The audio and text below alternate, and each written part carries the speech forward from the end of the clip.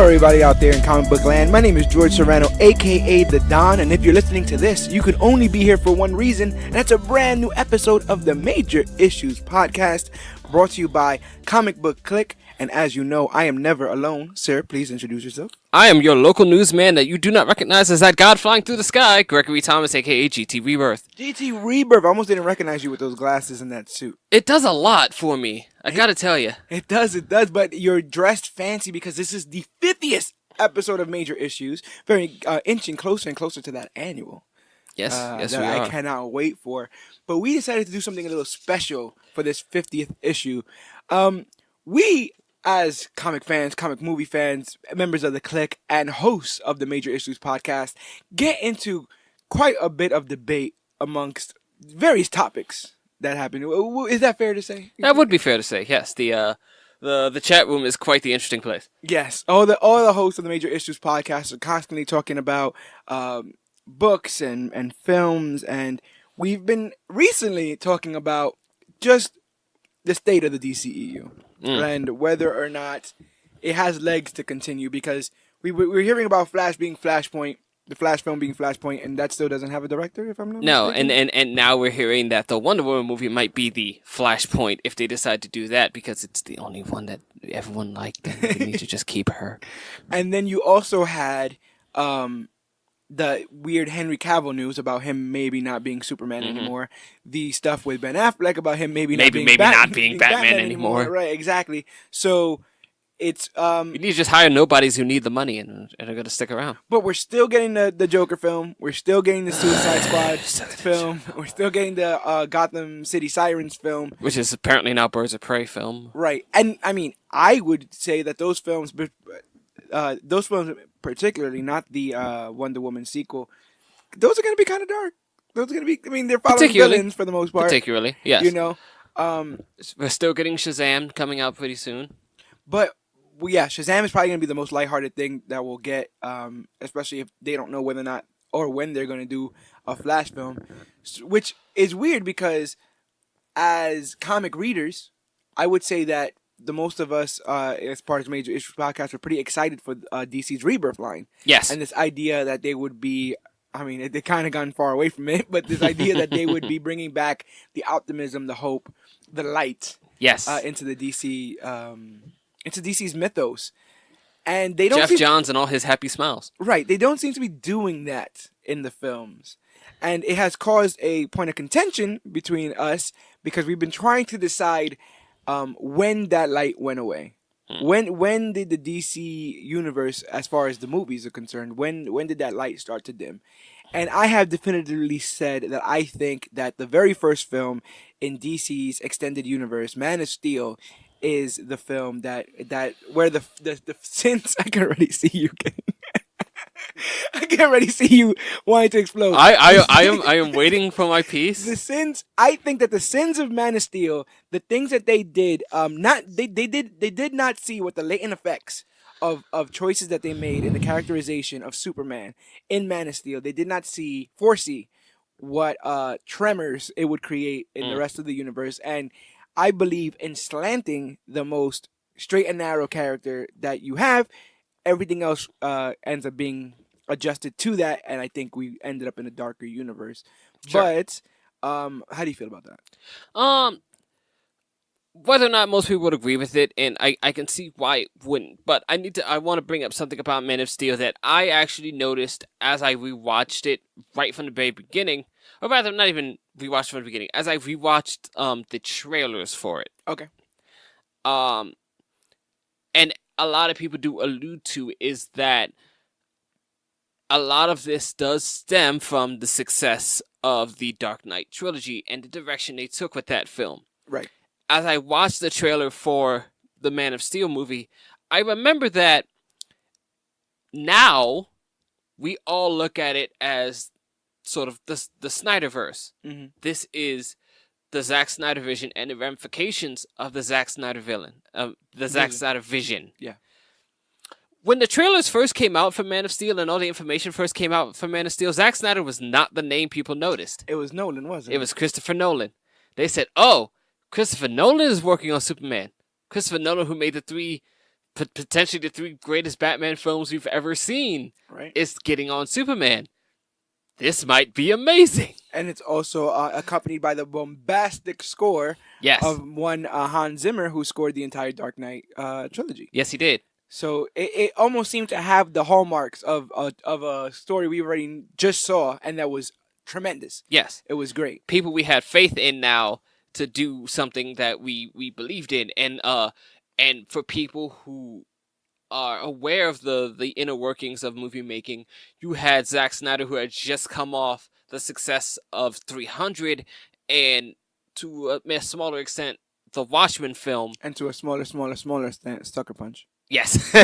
But he had a visual aesthetic that you were just like, oh, okay, this could be a very bombastic film, which is something that Superman has always lacked, whether it's been different visions of direction or technological inadequacies at the time. I can agree with that. I do think that these movies while they have served Superman, they have not served Superman to the best of the character's abilities. Yes. I would say that the marriage that Man of Steel ends up having with the character of Superman is solely cosmetic in a way, like where we get the suit we deserve. In my opinion, I'm fine. I'm on and off with the red tight stuff, but I like that suit. I do like the Man of Steel suit. I think the Man of Steel suit is beautiful. The effects are finally the effects we deserve for this kind of stuff. The flying is amazing. The fighting is great, and we'll get to all that in a bit. The flying, but yes. Yes. We'll get to all that in a bit. But I think that there is a fundamental mischaracterization of Superman in this film, and I believe that had this film been a standalone film, like you would say, like maybe Superman Returns. I don't know if they ever thought they were going to bring that into everything. I know they mentioned Gotham and stuff like that on occasion. No, but Superman I don't know if it was ever meant to be like a connected universe, a big connected universe, but like it's made to be this sort of spiritual sequel to like Superman 2, right? And that wasn't connected. And we pretend 3 and 4 didn't happen. Oh, it's the Halloween stuff. Yeah. I mean, granted, nobody wants to remember 3 and 4 was silly. Yeah. Because, yeah. If a strand of hair can hold up a 1-ton barbell, but can be cut by a pair of scissors, we kind of got some problems there. That's true. Maybe it was nth metal scissors. They didn't get to tell you that at the time. Sure. Now, okay. Well, I'm glad that you made that face, because I don't want any of that in this conversation. The same way I just randomly came up with a fact that could fix a plot hole. What's not seen on screen in Man of Steel, I cannot bring to the judge, as far as, well, you know, that was done off screen. The audience did not need to see that. Sure. I feel like there's a bunch of parts in this film and a bunch of themes in this film that are awesome. You know what I thought about rewatching this? Chronicle. Thought about Chronicle in a lot of ways. I've not seen it, but go on. So Chronicle, was that also Snyder? No, that was Max Landis. That was Max Landis, who also had an interesting Superman pitch and work. So, but which I've never read, but I've heard mixed things about. Max Landis also comes from this place where he wants to tell stories of traumatic heroes and people who deal with trauma and stuff like that. And basically, Chronicle is found footage. It's a found footage film about a bunch of teenagers who magically get superpowers, and how one of them doesn't one of them go mad with it. He's kind of like bullied at home and bullied in school, so eventually he gets to the eventuality of like, well, I have superpowers and I can do whatever I want. Why am I dealing with any of this? I think I saw a little bit of it, because I think that they put something right through him at the end. Yeah, and so you get like a bunch of the realistic superhero fight stuff. Sure. Where you're breaking through buildings and stuff like that. And I like that. And I liked Man of Steel as a film, and I do now.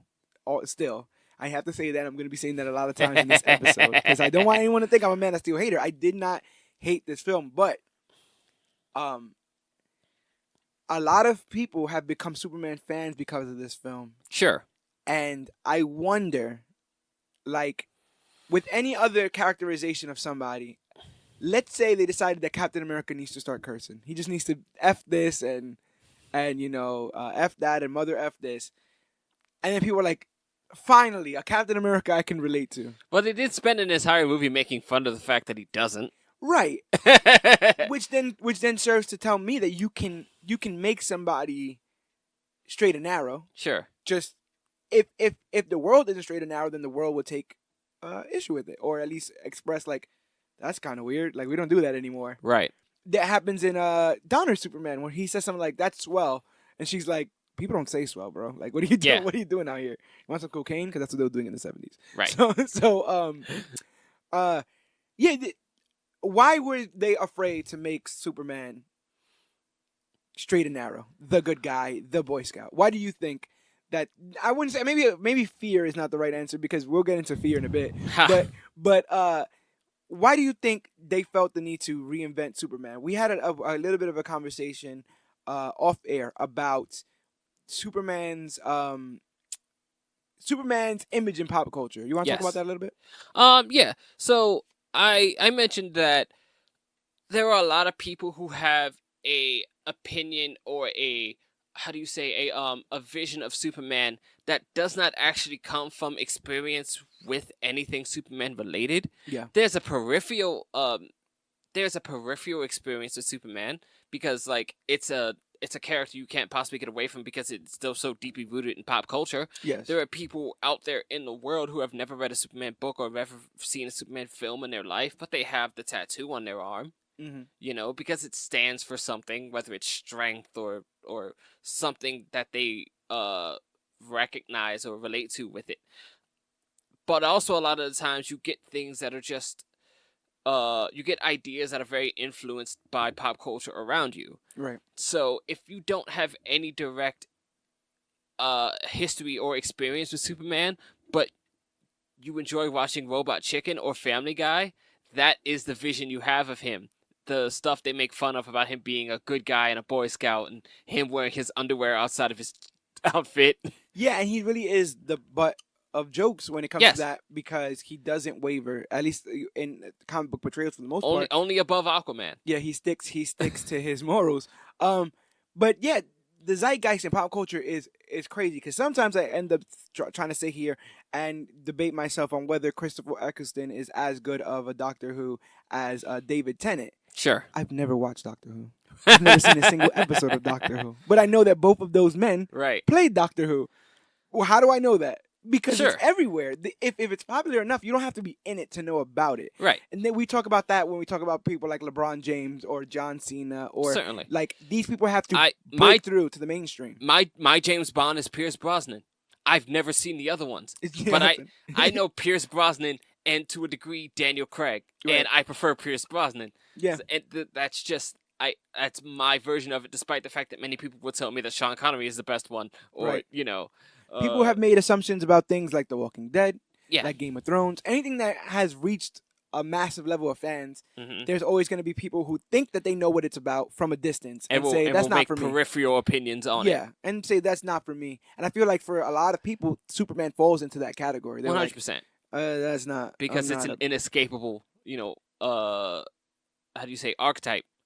Would you say you're a Superman fan? 100%.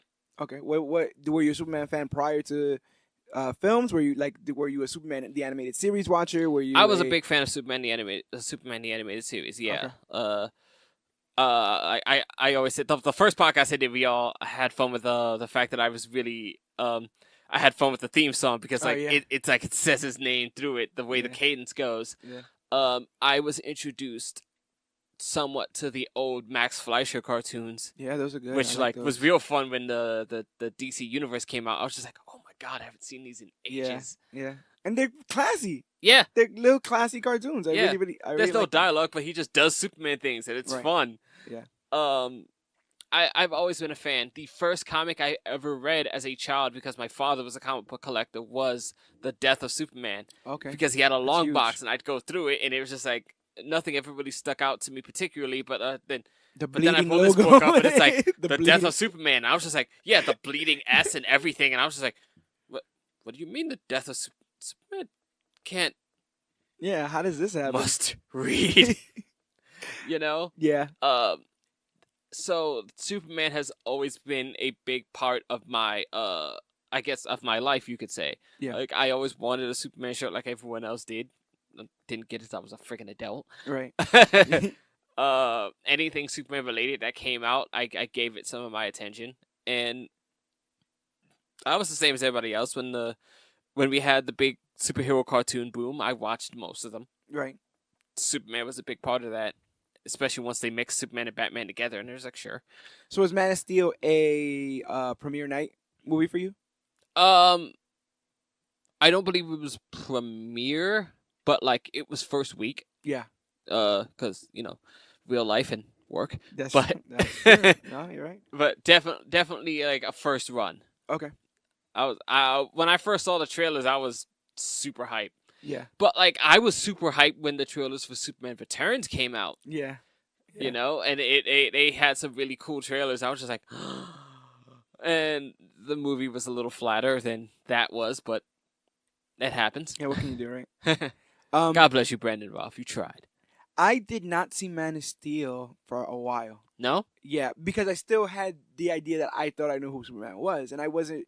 I knew he was a necessity. Okay. I knew that he came with DC. He's not going anywhere. Right. He's one of the. He is the oldest. He is the first superhero. He is the first superhero, like in a lot of ways, and so I knew that he was going to be there. It's like when Hulk Hogan comes back. It's like, okay, I get it. You've done your stuff, so you deserve to be here. When Hogan's died, we will wheel his cadaver out to the ring and play the music. But almost any form of media that he's in does depict him. I believe does not only depicts him well, but stays true to the comic depiction of him, and therefore it makes you more interested in him because, like I said again, you assume that you know everything about him. You know he came from another planet. You know he's virtually indestructible, and all this other kind of stuff. But I think that comics and some films have delved into the nooks and crannies of what Superman is. How do you feel about the idea that Clark Kent is the disguise and Superman is the real person? I felt like in Man of Steel more than anything else, they were trying to make that point that Clark Kent was programming that he should be fighting against because he is born a super powered Kryptonian. Is this like the Kill Bill thing? Yeah, well, yeah. This is I actually had the whole thing written out. The whole what you call it? Monologue. The line? The whole monologue that he went on about Superman, but I don't think that that's true. No, the Kill Bill thing's total BS.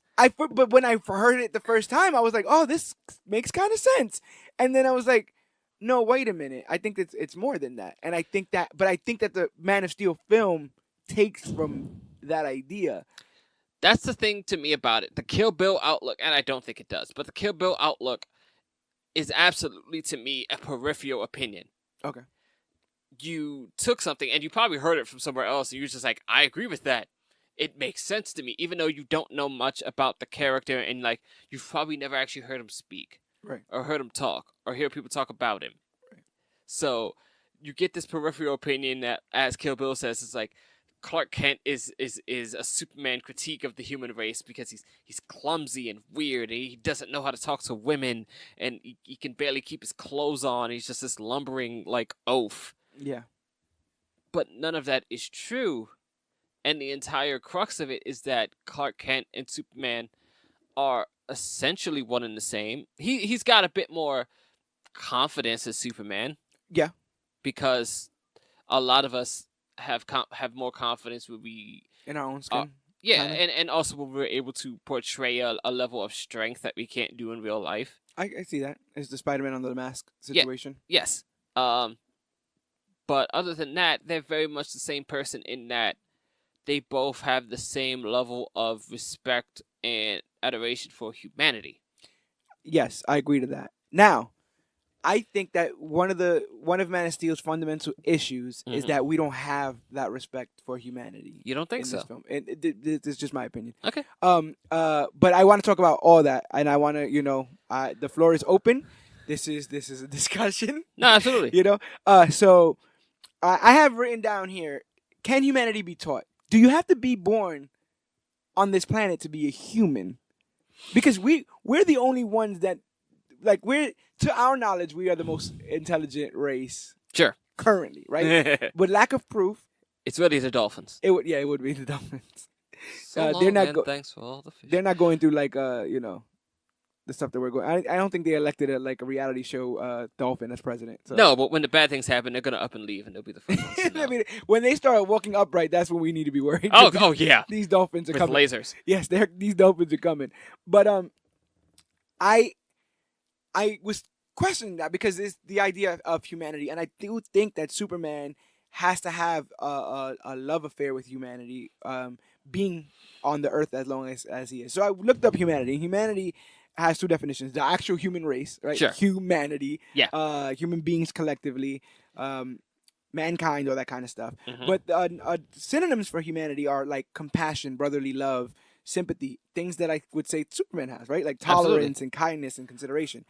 That's what I would say regular Superman has. I don't feel that from Henry Cavill for some reason. I feel like that a lot of what the positive aspects about what we call humanity are passed down and taught to us by those around us, especially our parents. And I feel that Superman is such a great person You're because smiling because you know where you're going, and I know where you're going. because I feel that Superman is such a great person because of the two small town farmers that showed him the best of humanity while never disputing that evil and worse things exist. Mhm. And without that upbringing, he has to come up to these decisions on his own. And I think we get a clumsier Superman because of that. There's a part where Fiora's fighting him and he's like, You're unsure of yourself.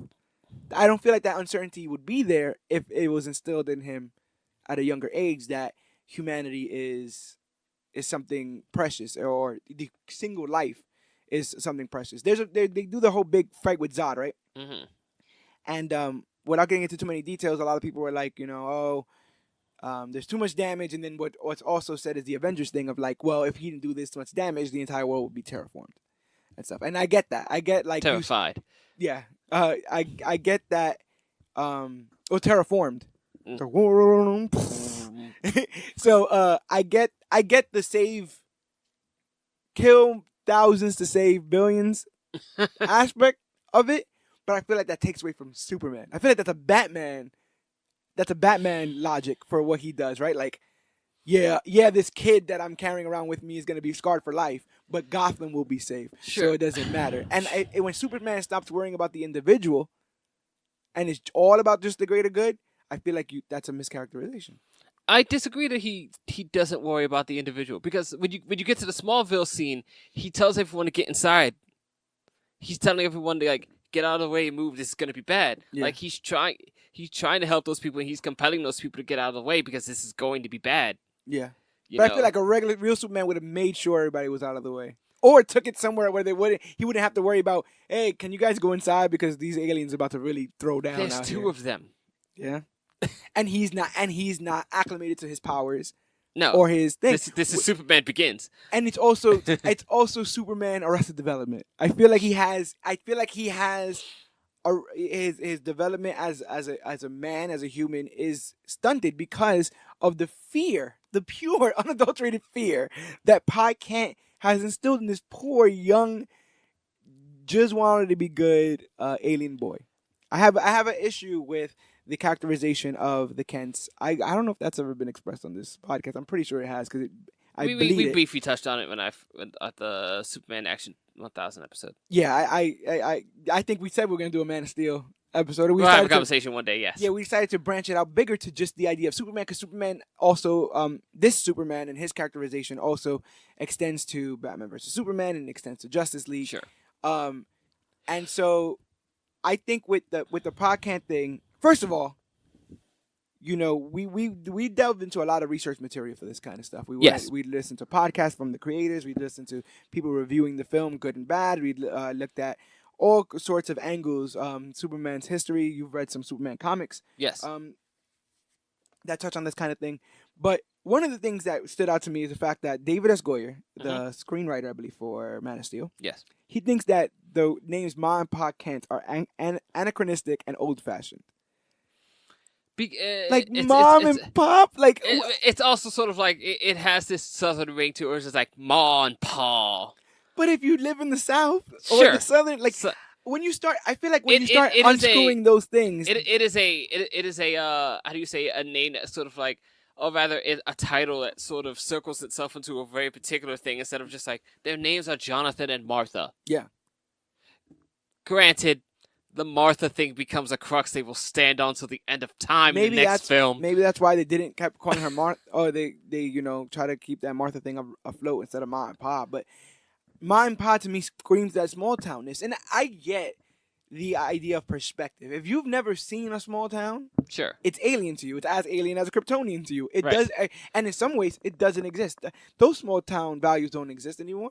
If you've lived your whole entire life in San Francisco, why would you think that it would? Sure. The same way that if you lived your entire life in, let's say, Idaho, you'd be like, New York City can't be what it looks like in TV until you actually come over here and you're like, this place is kind of what Right. it is, And I think that's the first handicap. It's like, we're not doing, this ain't your grandmother Superman. we're not going to call We're them Ma not- and Pa. They're Jonathan and Martha Kent, and he's going to refer to them as mother and father. You understand? Like, I feel like that takes away a little bit of the heart of it, because it is a silly name, the same way Swell and Golly G Willikers are silly things, but they speak to that character. They root that character in a certain time and with certain values. Well, so that's sort of the thing about having to not only just reimagine a character, but modernize one. You sort of have to root it into a different time and into different, how do you say, experiences or outlooks. There's a reason that, every time we do something on the Punisher, we have to change the war he was in. Yeah, keep him afloat. Tony Stark is in the Middle East instead of in Vietnam. I agree. The only thing we don't change is the war that Captain Rogers is in, because he has to travel through time anyway. He doesn't really have to modernize himself as far as the past goes. Right. What do you think was the deciding factor to saying that Superman needed a reinvention? It's like, is that not in the same line of saying we need to reinvent Johnny Appleseed, we need to reinvent Robin Hood, we need to reinvent Dracula? Like, well, we've been trying to reinvent Robin Hood for years now, and Dracula, and neither one of those worked, because we said that we needed it to look more like it exists in the real world, and people go to these films and read these books for the fantastical. Well, we reinvented Dracula to make him sexy. We did do that. That's also true. And that pulled off. We've been trying to reinvent Robin Hood for some time now, starring also Kevin Costner, and then getting Russell Crowe. Yes. And now, Taron And now both of them are fucking the worst parents. Both Robin Hoods are now the parents of Superman. And the worst parents ever. But yeah, you got this idea that you want to reinvent Superman, and I understand that's not easy because the character's been around. At least when the movie came out, it was around 75 years or something like that, because I think it's 80 years now. Sure. I before you get started, I will ask you this then. Are we tired of portrayals of IRL or quote in real life superheroes? I think that there's tiers. Mm-hmm. I think the more outlandish the overall story is, the harder it is to nail that in real life. And I know this is gonna sound crazy, and this is actually a semi-quote from Suicide Squad. But some of these characters are in real life just ideals and concepts written large. Captain America, we never go to how he pays his bills or what, like in real life stuff, right? Like how he pays his bills. What does he eat? You never seen a man at a restaurant. Does he wear regular clothes? When he is wearing regular clothes, he seems to be hiding all the time with the hat and the glasses and stuff. Like the Marvel disguise. Team Cap, the Team Cap disguise. We don't see in real life Cap, but we get a glimpse of realism that lends to the fantastical nature of a guy being able to be frozen for 75 years. Sure. You want to go real life? Do a Daredevil. You understand? Or do Suicide Squad could be as realistic as you want it to be. Harley Quinn is a regular person with a bat or a mallet, depending on what you. Sure. Maybe that's the most unrealistic thing, that huge ass mallet that she's able to carry. She's it like is, 90 yes. pounds. That's something. But when I say that, it is. Do we go back to what is fantastical portrayals of superheroes in film, or do we, are we still good with this? Like, no, we're going to take this fantastical and idealistic character and put him in a real life situation, because that becomes the existential difference between a movie like Superman, which is not at all like separating itself from the comic bookiness of what it's portraying. Okay. And a movie like Man of Steel, which is very much talking about how would the real world react to this situation. I So I agree. so where Pa Kent in Superman is very much just like, look, yes, you have these powers, and one day you're going to use them for something, and they're not meant for freaking football, you stupid idiot. Right. And Or like trying to beat people back home when you right, you just race people back home. impressing broads, Yeah. and you have the Man of Steel version where it's just like you need to keep your powers a secret because the white coats are going to come for you. It's E.T., yeah. The Men in Black will show up here. Right. Quick, fast, in a hurry. That would have been a cool crossover. Right? You know? We hear you Harbinger alien. Will Smith and Kevin Kline just come knocking on the door. Look into this little red light, please. And yeah, you have to combat the fact that, yeah, a guy like Kevin Costner's portrayal of Jonathan Kent would be like, no, if people find out about this, it's going to become a madhouse. Yeah. And they're going to take you away from us, and they're going to stick you in it. It's going to be the Flashpoint thing. They're going to stick you in a bottle somewhere, and they're going to use you to experiment on and keep you away from everyone. I think I wouldn't have minded the harsh realities of the real world if they didn't in turn mutate Cal. Like if the world, let's say Smallville was just the idealistic town. Sure. And there's an idea, by the way, that Smallville knows and keeps the secret. Right. Because it's their small town secret, and Cal and like Clark is like, they all love Clark for the most part. He's a good boy. Yeah. He's one of them, and they're not going to expose him.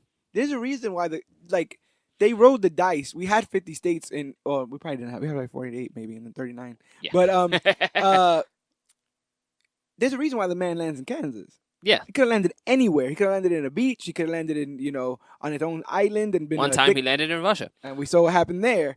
And it's to say this idea of nature versus nurture. Yes. Right? This idea of does Superman become Superman because he is born to be Superman?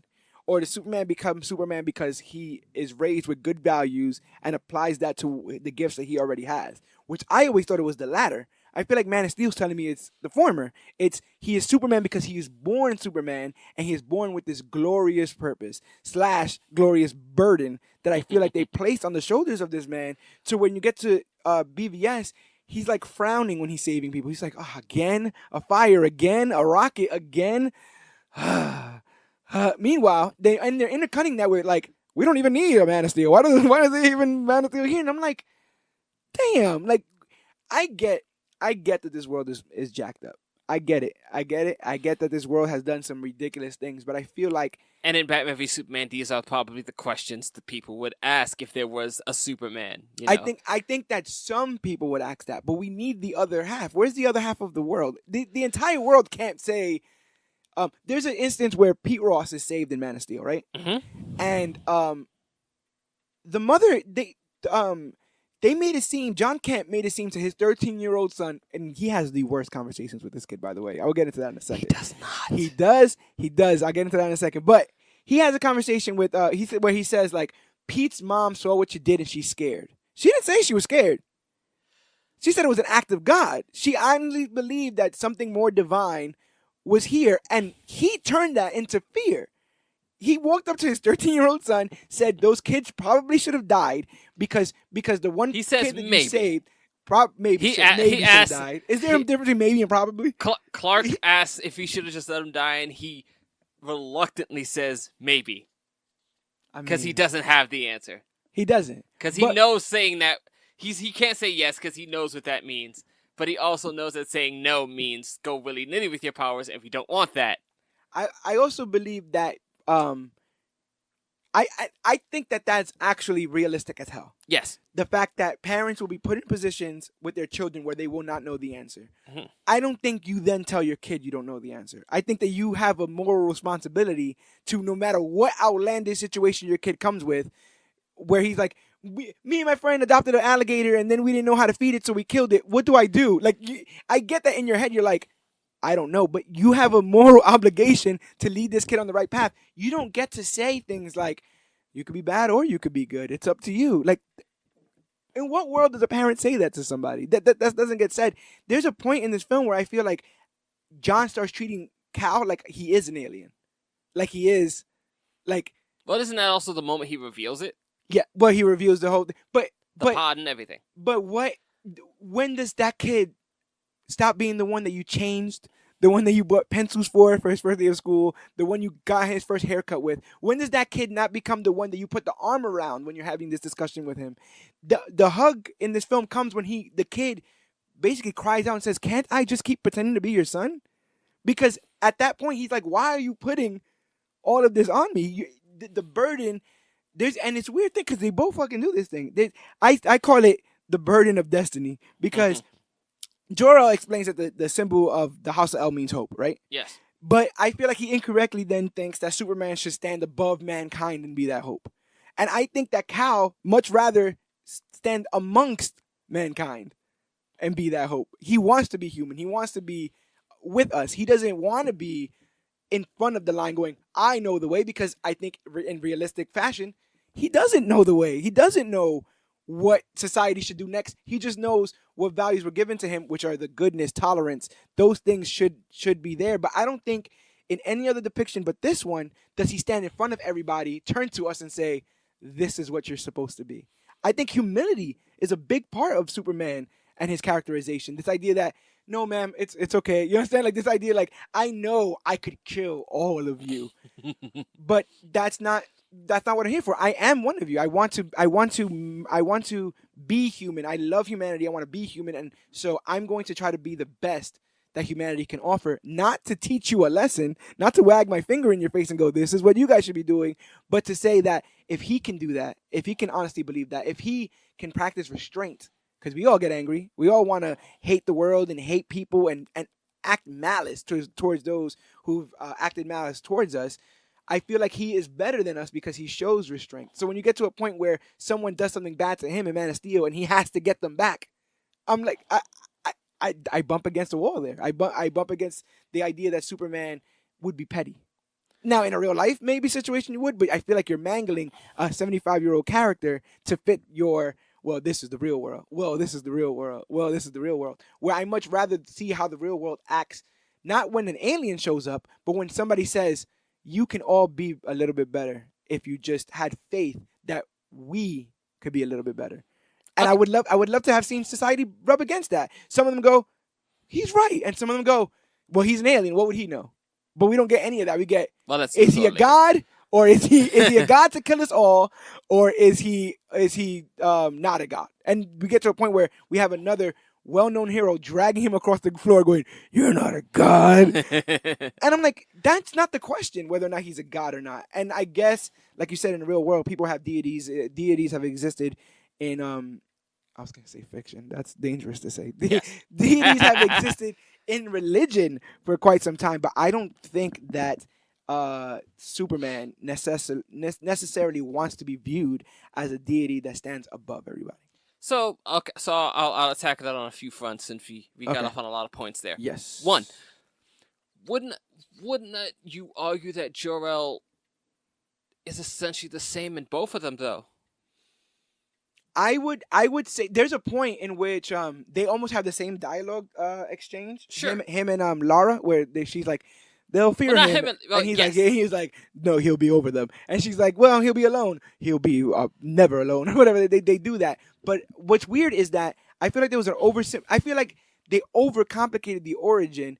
He was supposed to just be a refugee. He wasn't supposed to be the refugee that saved us. Sure. And for some weird reason, they've twisted it to like, he's both Moses and Jesus, and he's supposed to come through and be our savior.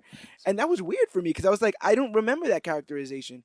Like, I get it from both films because, like, okay, you got Russell Crowe Jor-El, who's very much just like, he says we wanted you to learn what it meant to be human first, so that when it came time, you could be the bridge between two peoples. Mm-hmm. And then he chooses Earth and kills Krypton. Sure. There's that bridge. Listen, take your time. Take your time. But that's the point he makes to him, and the point that, like, you know, with this tremendous power, he could be an ideal that they could strive towards. Yes, I like that. But the exact same line is said by Brando, in the sense that he is also their big shining light when he tells them, like, Like, they are great people, Kal-El. They wish to be. Yeah. They only lack the light to show the way, and you are that light. I guess we can attribute that to just the pompous nature of Kryptonians, that they think that they because they show this hubris countless times. Like, it's it's actually one of the most time honored characterizations of the Kryptonians, is that they think that they know everything. Yeah. To the point that their own planet blows And they're up and they had steeped, no and idea. they're very deeply steeped in their religious prospects. So, like, the concept of this science is like and heresy. And even if you Heresy. if you think, if I remember that, and if you think about it even harder, like especially in Man of Steel, there's this part of exposition where JorEl talks about how they've colonized other planets, how they sent like probes and the space explorations. Yeah. Right. So maybe that's shorthand for like we tamed the savages. We Krypton, and when you get to Earth, you shall do the same. Like maybe that's what that was. I'm literally just throwing that up into the air. Maybe that was what that was supposed to be expressing. But then bump against that, he just agrees with both John and JorEl when they give him these lofty, not even direct messages about what he's supposed to do with his life, and then say the choice is up to you. It's like, Greg, you've always been born. You've been born to be an assassin, the deadliest assassin that there will ever be, and you will kill many men, and you will live many nights alone, but you will be infamous in your killing. But do whatever you want. Do it come naturally. It's like, what? And some of this conversation takes place with a 13-year-old kid, which that bugs the hell out of me. But I feel like you were saying, he says the people of Earth are different from us. It's true, but ultimately, I believe is this your Russell Crowe voice? Thing. Yes, they won't necessarily make the same mistakes we did, but if you guide them, Cal, if you give them hope, that's what this symbol means. The symbol of the House of El means host. But then he says the best line in the movie that I do not see a characterization of. Embodied within that hope is the fundamental belief, the potential of every person to be a force for good. And I don't feel like we got that. I don't feel like that we got that at all. And he says that's where you can bring them. You can save them all. But I feel like even saying you can save them all lacks the humility of the Superman character. Because I think part of the weakness of Superman is that he can't save everybody. Portrayed when his father has a heart attack in the first film, and he's like, oh shit, I don't know how to be a heart surgeon. I don't know how to, I don't know anything about cardiovascularity on farm life in Kansas and stuff like that. But he sends Clark to be their savior. But he could, because he could just turn back time. Yeah, he can. If I can turn, and he doesn't do that for anything else. Just for the thing that just happened in that one moment. No. He doesn't. He doesn't also turn back all the destruction. He's like, this would be a lot easier for Krypton, huh? If I just go over there, go over to that vacuum of space and go like that a couple times, go a couple rotations, Krypton should just pop right up. Yeah, I guess. I feel like in actuality, Clark rather be seen as a resident of Earth, much rather than stand among mankind as an equal than hover above them, like I said before. Despite his birthplace, Clark's faults are still very human, which is why I don't agree with that he's putting on those faults, like how they said in Kill Bill, like he's trying to play human. Yeah, that it's all a put-on act. Yeah, but I feel like through everything that we see, it's shown that he wishes very hard to belong. And so it gets harder to feel like a normal man when your dad explains that you are the savior. Like, you are here to be above them. Don't worry that you're faster, because you're meant to be. Don't worry that you're meant to stand alone as you are. And I feel like Superman is somebody who embodies the Earth. Like, he's not alone. We all in most mediums love him. We are together with him. We stand with him. In this medium, he is the one above us all that we should fear or worship. Those are the choices that we have. And it seems like people only choose to do anything nice towards him when they're in mortal danger. Like in Superman, I was going to say Superman too. Batman vs. Superman, which is basically Man of Steel 1.5. And where you see, like, that's when you see, like, the symbol, the S is drawn. But why is the S drawn? So you can find us because we're drowning in this hurricane. And why are we hugging you? Because you just saved somebody. But in the same breath, he saves the rocket for whatever reason that was. And in the same breath, and like that you're saving people, we're also telling you that you're trash and that we don't think we can trust you and all this other kind of stuff, which is just like, I feel like there's a mixed message, but like the loudest voices are negative in Batman v Superman. Yes. Yeah. But they also built a statue Right. But it's a statue. which gets defaced. I'm also Yes. assuming that this is a statue of memoriam for the many people who have died because of the last act of Man of Steel. It's a bit of both. So it's like it's weird. It's like, But that's also this is not- also that's like this is the mostly man we should fear. Last time that But he that's came. mostly Ozad's fault. It is, and I will not batter you on that. It is. I just feel like they had that whole conversation about the Genesis Chamber that Laura and JorEl did the most altruistic thing, bumping uglies as they chose to. Yeah, right. Vanessa from Daredevil, but they were humanitarians by choosing to screw naturally because they felt like the Genesis Chamber robbed future Kryptonians of the right to choose their own path, right? Yes, because they're all programmed and given a purpose. And so we get this idea that choice and chance are really what makes life what it is, right? And so that choice doesn't seem to be between good and bad in general. It's just a choice of what you want to do in life. Mm-hmm. But I feel like it's oversimplified to good and bad in Man of Steel. It's like you have a choice. I think at one point JorEl said, not JorEl, Pa Kent says like, you gotta pick what kind of man you want to be in this world, good or bad, and whoever he is, he's gonna change the world. Bye. And then he just walked away, and the 13-year-old Clark Kent's like, what does that mean? Well, he never says good or bad, but like the choices you make in this life are going to be ones that change the world. And yes, that is a heavy burden for a 13-year-old child to bear, but like that's also the sort of thing where before he becomes Superman, he is emboldened with those decisions to help people. He helps the kid that was just bullying him a few seconds ago, which a lot of people would have just been like, screw that guy. And I like that, right? Now check this out. He saves that kid, right? In a better Superman characterization, after that happens, Pa Kent comes out and says, "What did I tell you about that?" And then he says, "Should I have let them die?" And he goes, "Gosh, no." But I mean, it's not as cut and dry as that, you know. And then says, "And I heard you saved Pete Ross. Isn't that the kid that used to bully you?" Well, you know, I didn't want anything bad to happen to him. And then you go, "Huh, that kid." You get left with a warm feeling.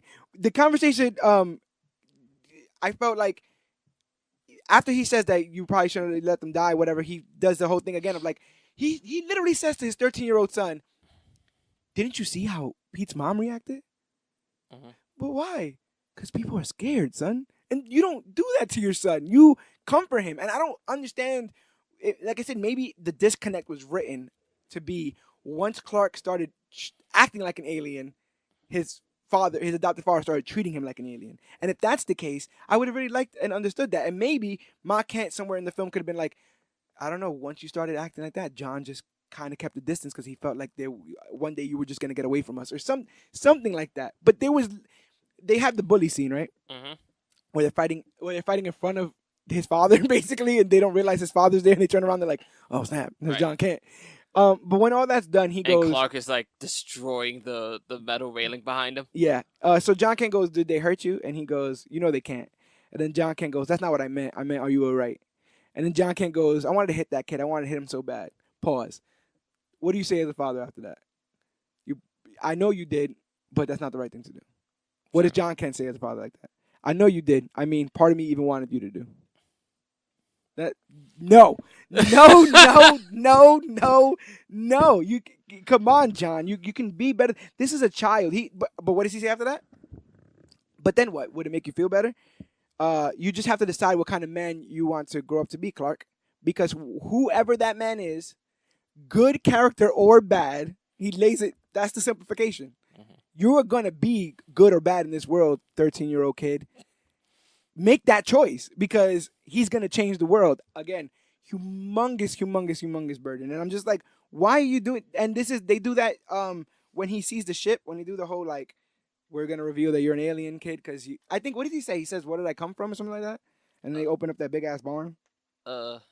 I believe it's, you know, he decides to like really just expound to him just that like you are, you know, this is where we found you. This is like kind of what your history is.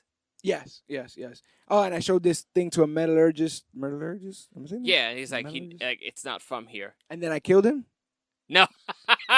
So you did not kill him? So he's just walking around knowing that you carrying around alien tech? Anyway, I feel like that the gold, they trying to say the gold being that life is best lived by your own choices, good, bad, right, or wrong, and the chances that you take to see those choices to fruition. But they both rob their son of that choice by telling him that he was destined for something. He doesn't have a choice. You are going to be. They're saying they start off with you can do whatever you want while you follow your destiny to be the savior of mankind. And I don't think it's your destiny to be the savior of mankind, but the idea that like, yeah, this is going to be a massive world-changing event the moment you do like come out of that closet as who you are. Yeah. And the world just finds out like oh, there is other intelligent life out there, and one of them has been among us. Yeah. Essentially, like, and you could argue that to some degree, if he doesn't make that discovery, technically Zod doesn't happen because beacons and whatnot. Yeah. But Zod has to happen too. Zod has to happen. It's fine. Yeah. But either way, it's a moment for him where I like the idea that he is self-actualized to a degree. Yeah. These things are boldened deep within him. He has to deal with living among two worlds. Mm-hmm. You know, he eventually dons this identity and fully accepts it, but he also understands that, yeah, the world probably isn't ready for me, but I can still help people. And he does. Yeah. He helps the people at the freighter. He stands up for that woman at the bar and completely wrecks that dude's truck. How he does it so quietly is amazing. But would you say that in saving people, he is in direct violation of his father's wishes? Not necessarily. Because his father's all like, you should have let him die, and you should let me die. So, like, I at every turn where he's saving people, but he's not advised against it by the person that he loves, trusts, and honestly believes. Like, your parents, when they give you advice, even though you don't know where that advice came from, you're assuming it came from some place of experience, and so you take that with you.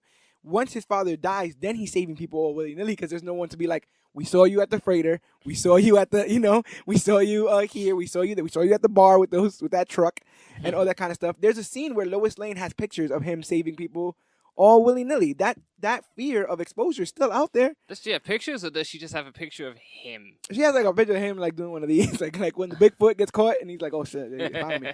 She has a picture of I think the freighter stuff, but the freighter people seen him. And he's a ghost story. There's a part where the oil rig, they ask the oil rig people and they're like, "Oh yeah, he was here," and all that kind of stuff. And it's just like, when you think people would embrace that, Lois, showing the pure pessimism that they have in this world, she just wants to out him. There's a part where she's a journalist. That's her job. But it's like mysterious person this leaving. This could be the biggest story in the world for her. That is Lois's prize right there. It's like mysterious person leaves $1 million in front of orphanage. Like, do you hunt that man down and expose him despite what he wants? Like that's if he achieves superhuman feats, yes. That is not my that is not the expose of the year. That is your Pulitzer. That shouldn't be Superman's. That is your like 30% raise at the planet. This woman is a vulture. She goes to get this story printed. And when Perry's like, "No, I don't care how much proof you have of alien life. We will never print anything about aliens." Fast forward to BVS. Love affair with Man in the Sky ended? ? But anyway, so what did she do? She could have left that at, but she goes to leak it to some TMZ-esque website. And when asked why, she says, "I need him to know that I know." That's pompous as hell. And I feel like that's just journalism. I feel like that's just this world in that pessimistic lens. I agree that people like that exist, but are all people like that? That's my argument. Why don't we ever see the people that are not like that? Why don't we ever see the people who would? There is corruption and there is greed and there is selfishness and there is malice in this world. But where are the people who were we all doomed sinners before Superman showed up and showed us the way? Because damn, that's a bleak ass comparison. But she also immediately drops it once she hears his story.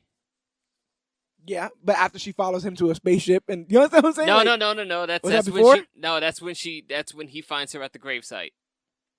Oh yeah. After he's like, by the way, I tried to save my father and he died. So don't ruin his. My father believed that if the world found out about me, they'd reject me. Terrible. This is madness. Like, could you? And once she hears that, she's like, okay, fine, I'll drop the story. Yeah. And even after Perry White weems her out, Perry pretty much agrees with her. Yes, he does. It's like, yeah. Can you imagine? But he also didn't want her to write the story to begin with. So he should just listen the first time, everything would have been fine. Because, yeah, he thinks she elucidated it in a fit of freaking trauma. Yeah, it happens. Trauma is some crazy things. We'll get to that in a bit. But I feel like Kal-El. I don't expect Kal-El. I don't expect Superman. I don't expect Clark Kent to embody what he thinks the bridge is, especially when you consider the other half of that bridge is exploded. Sure. Right? Fine. Maybe they meant like the bridge to the entirety of Are You Alone in the Universe, which is something that John Kent says later on. He is the answer. The answer to that, right? But I don't think he should or could or does or knows how to embody that bridge. I don't think that is an innate knowledge in his. Do you not find him learning that compelling? I find more him learning to be the best of what he thinks we are more compelling. Because ultimately, that bridge is going to bring us Brainiac. We don't want to be in a bridge with Brainiac. We don't want to be in a bridge with, the Red Lantern Corps. Like, there's a lot of just as bad blokes out there in space. Like, he's not the ambassador of Earth. Like, he's going around there, Sure. We have a bunch of those. There's a lantern here somewhere. We find out later on. There's a lantern on this Earth somehow. But I feel like he should just be what he thinks or what he has shown to him what a good human is. And he could embody the hope and compassion and sympathy, but he only feels and embodies the fear that was reiterated to him because John kept telling him that people were going to be scared of you. So you should constantly act as if everyone is scared of you. You don't, and when people are scared of you, you have two choices, right? If I walk into a mall and I have my "Don't mess with me," I have my headphones on face, right? I may make people apprehensive that I walk by. Especially let's say I'm placing my order at McDonald's and I come in gruff. You can hear the 6ix9ine. Not that I would ever play 6ix9ine, but you can hear the 6ix9ine playing through my headphones. I already embody a kind of attitude, right? Sure. So it behooves me when I get to the front of that counter to smile widely, to use yes, please and thank you, to calm down the fears or worries or concerns of anyone around me. Clark does none of those things. He sits in the interrogation room, breaks his cuffs, and says, I can do this whenever I want to. But he also completely complies when they know he can destroy these things. But why not continue to comply? Why not? And why go there in your suit? Why go there in the suit that you just found that makes you look as alien as you think that you are, as people think that you are? Prior to this, he was just saving people in shirts and jeans and stuff. And now all of a sudden, he is full Kryptonian. I am Superman. At one point, he says, my planet. And all this kind of stuff. Bro, you've lived up until someone told you and showed you, you knew nothing about this. He's so this symbol means hope. Yeah, you were just told that 15 minutes ago. There's no way you feel that, right? I disagree. It's like when he's telling you, oh, did you know that your last name actually means assassin and you're going to kill you're going to kill the most people. I'm bringing this into fruition. You're going to kill the most people ever. Would you then feel that you have to be? I feel like I feel like once JorEl tells him what he is, he's all like, all right, I am that. And he doesn't choose to be that. Whereas I think it validates what he already felt. Which is the antithesis of what John was telling him. Right? It was what he wanted him to do in which he was living both lives. He'd help people, but then he'd leave. Or hide and, not show people. That's why he was a ghost story. Yeah. The moment something like that went down and he was like, okay, I'm going to have to expose myself because I want to help these people. Then I'm leaving as quickly as possible. And I'm going to steal some clothes, from. Yeah. Every time you say ghost, I keep thinking, I'm arguing the merits of genocide with a ghost. I love that line. Listen, Podcast just needs, he needs to watch like The Sound of Music or maybe Miracle on 34th Street because I feel like he believes that mankind would do horrible things to his son and give him a chance. Isn't The Sound of Music the one that has the character who's just like, the Nazis are coming, it's going to happen? Yeah, but they also have time to, sing in the hills, Greg. All right, and I feel like we never get that. She sings No the one's- song that there's no way to stop it. That's may as well not worry about it. No one has time to sing in this film because everybody's too busy dying and Oh, fretting Jesus. and fretting over stuff. But he uses the fear that he has as a parent to keep Clark at bay. This fear, as you know, leads to inactivity, and fear, in my opinion, shouldn't be what a father puts into his son. Now, I know there are fathers screaming their heads off right now, and I want to say this because I honestly did, and Hi, I Yogi. honestly did think about this. Yeah, hi Yogi. I honestly thought about this and tried to put put myself in those shoes, and I know that's impossible. Don't have a kid. I get it. I get it. But what I could do is look at other parents in history, Sure. right, and think if the parents of Jackie Robinson said, you understand? If you go and play baseball with those white people, they will call you names. They will hit you. People will try to string you up. We live in a world where you cannot afford to be out there and do things like you're normal because we're not normal and we are relegated to this class because the world says that that's what the case is.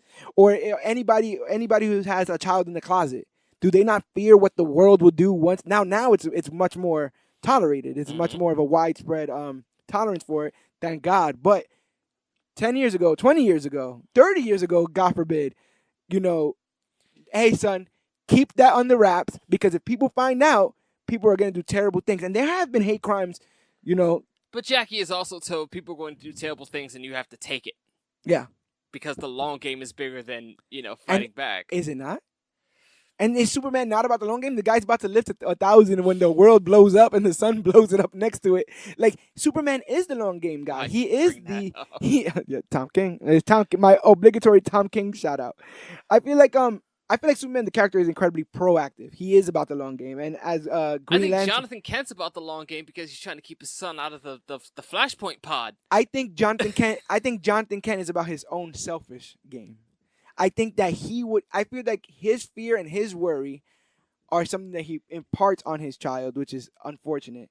And that eventually, when he makes his choice, he abandons that same child to the circumstances that he fears by choosing to not let him face those circumstances in that moment. Because had he saved him in the tornado, we would have been dealing with everything that we're dealing with once Zod shows up, right? Who is this guy? Or maybe not. Maybe to people, he's a ghost.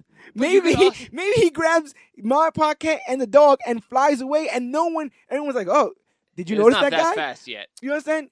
But he could have been if he was allowed to express his powers, which he would have been if he wasn't told that he can't because people are coming to kill you, son, the son that I love. But you can also tell by that point in his life that he's not ready for that responsibility because he just a few moments before that he blew up at him and said, "You're not even my real dad." Well, that responsibility would be seen as sort of a burden, right? You would think you would never want to burden your son with immense responsibility, but that's all that I feel like he does in this film, which is weird because he gives him responsibility while also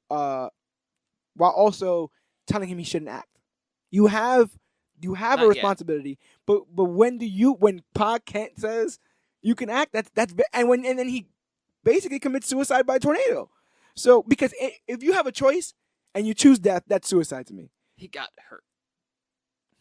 There's a part in that scene where this car gets blown up into 50 feet into the sky and starts to come down, and it reminded me of Amazing Spider-Man.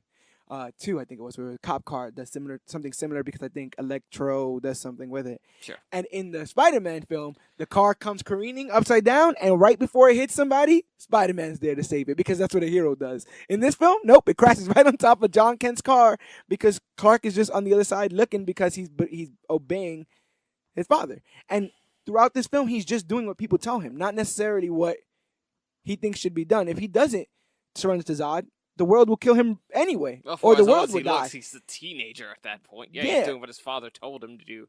Take the dog. I mean, he was like 20. Take Martha. Get over there. He's called Mothic. No, Martha. Oh, I'm about to say, I like Wow. that. I like that. Mothic. No. Listen. I feel like when like I said, I feel like a father should never put that fear into his son, and I feel like when Pete's mom is scared of what Clark can do, I don't feel like that's realistic to me. Like, if my son was ever at a jungle gym, almost cracked his head, and some kid ran super fast or was super strong and was able to lift the jungle gym and save him, that's it. That's the end of the story for me. My son was saved by a hero. Done. We don't. There's no. I'm not trying to. Let's cut him open and see what see what it like. What I get that there, and again, I get that there's people that would believe that, but everyone, John, Not everyone. not everyone, no, but enough of the people you should be scared Well, of. you can't take the chance. Enough of the people you should be scared of. Because, and that's what I'm saying. There's too many that you can't take the chance, and this movie is about choice and chance. And I feel like by telling your son you can't take this chance, you scare him into an activity where you see we have that Clark that doesn't know whether or not he should do things because for years he's been told that the things that he thought he should do he shouldn't, and that creates this weird Superman character that's unsure of himself. And if Superman is one thing, he's sure of himself. Now I get flawed. Right? We're in a flawed universe. We need more complex characters. I don't think angsty automatically equals complex. Not and I don't think necessarily, complex automatically equals smart. And so I also think that we need to tone that down a little bit because, like I said, I think that Man of Steel is an overcomplication. Is that a word? Yes. Of the Superman mythos because ultimately it's Superman's choice before anyone else's to do good things. It is. While he's told at various points and raised at various points to believe in this innate goodness, he then acts on it as a personal choice for himself. And this movie robs him of that choice, which then makes him an agent of two old man's beliefs of what he should be. And the fact that he never makes that choice organically, and the choice he does make is Earth at one point. That is a choice he definitively makes is Sure. Earth, while basking in his Kryptonian history for like a half an hour. So that's an easy choice to make, right? Like, screw that dead planet. I've never even seen that dead planet. I just found out I was from that dead planet. I mean, I got the suit and I got that ship, but screw them if they want to come back. Like, it doesn't matter to me. And I get that. But by not making it an honest to God choice, it makes being a superhero a job. And the only job, like, you know how they say that this is a job for Superman? Everything becomes a job for Superman. And it makes, I want to see. Now, it's funny, I was having this conversation with somebody at work because I was like, Superman saves people out of trees. And he's like, bro, people don't save people out of trees anymore. And I get it. Trust me, I get it. But it made me smile seeing Supergirl do that in the show. At one point, she saves somebody out of a tree, and An it's actual cat. And and it's at a point where mankind, for the most part, is not friendly with her. They think that she's going to flip out because she had flipped out previously and done some very heinous things. But in that time, does she go, maybe screw it. Maybe I just walk the earth and I become a fisherman or I become a bartender. No, she knows that she believes in good, and with the power to do good, she will do good. Well, Where she does. is that with She does Superman? at one point attempt to. She goes mostly the other direction, which is essentially potentially more dangerous, where she attempts to actually drop like the human Aspect of her? aspect of her life and just be full-time Supergirl, which drives you mad. Yeah. But I mean, we have a basically full-time Superman in this film. He gets a job at the end of this film, but prior to that, Well, if you want to call it full-time, he's been Superman for like 3 days. He's been quote-unquote Superman for 3 days, but when we see him in the oil rig, he has been saving people, Sure. I'm assuming since John Kent died, and has been hopping from job to job. So what's his identity? What's his no, he doesn't even have a name at some point. They're like, his name and his history have been redacted. And I'm like, so he literally is just Superman. There is no I wouldn't say it's been dichotomy. redacted, but like he's been giving fake names and fake identification to people for some time now. He should be Clark Kent working at the Daily Planet, stumbling over his shoelaces and dropping his papers. That's what he does. And he has a storied history in Smallville as a regular human. Then now you have to really explore the whole, like, how does he hide his identity? But what's more suspicious? The alien that hung out in Kansas for a bunch of years before deciding to move to the big city, or the guy who mysteriously disappeared from Kansas and we haven't seen him for a couple years and he's gone under these different names and we see him pictured in different photos. I feel like that raises more of an eyebrow than just, well, I'm here to, and pushing up your glasses with your finger, I'm here to write, Mr. White. Like it's hard to explain away the secret identity. I think Reeves did a good job of like hunkering down and, I don't know, Lois, and then being like, come with me and all that kind of stuff. I do think that I think that's old hat a little bit, you know, the whole, but that's so tied with the mythos, you can't go past that. But Clark Kent and Superman should be like 50% on the same, 100% on the same page because they're the same person. And I feel like he abandons Clark Kent for a while in this film. He just wants to help people, and he wants to help people with the burden of what his secret is, Mm-hmm. and that weighs him down in a way that I feel like Superman should be almost weightless. I feel like the biggest weakness of Superman, and as explored in other mediums, is that he can't save everybody and that he believes in humans. There's a scene in Spider-Man 2 where that fits Superman perfectly, and it's the scene of Doc Ock just throwing people outside the train, right? Sure. Because ultimately, if Peter ignores the people being thrown out the train, he can stop Doc Ock right then and there, Sure. and no one else dies. But he has to save those individual ones and twos. We don't get that with Zod. We get, well, I'm going for the greater good. Screw this building, screw this gas truck, screw this gas station, screw the IHOP, screw the Home Depot. I don't know, I'm making up things up now. But where is the individual? Where is the human connection?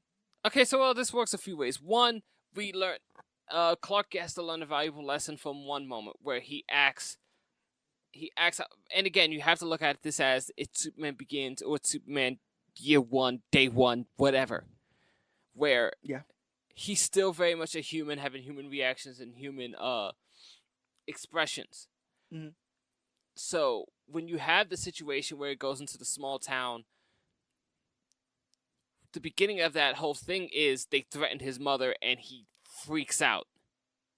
And shows a lack of restraint. And then immediately realizes what he did and it's just like, that was bad. He realizes more when he sees his mom's house. And she has to, like, flutter away with, like, it's just things, Clark. But she puts a face on. Like, he destroyed She's also terrified. Aliens just attacked her. Yeah, he kind of sort of destroyed my house. There's another example of that human disconnect. He comes back from the Fortress of Solitude and is like, Mom, I found them. I found my parents. I found where I belong. And she shows a dejected look. And he says nothing to it.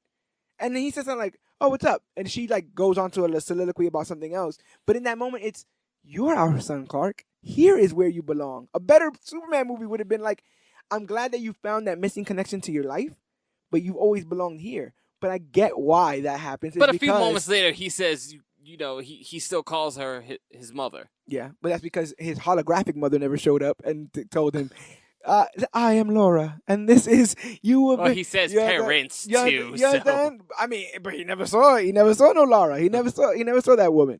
That disconnect starts when he's 13 because you have the fact, and this is what really got me. I never feel like John, the father, comforts his son. And so any act that could be seen as comforting is later with like a level of like, but you have to, but this is what you have to do.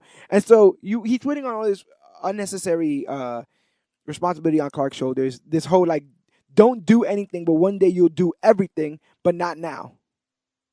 That's a very confusing message. And while I feel like all the things that John thinks are surely relatable, I question whether or not you express those things to your child. And in the matter that he did. When they do the whole ship thing, he says, like, we found you in this.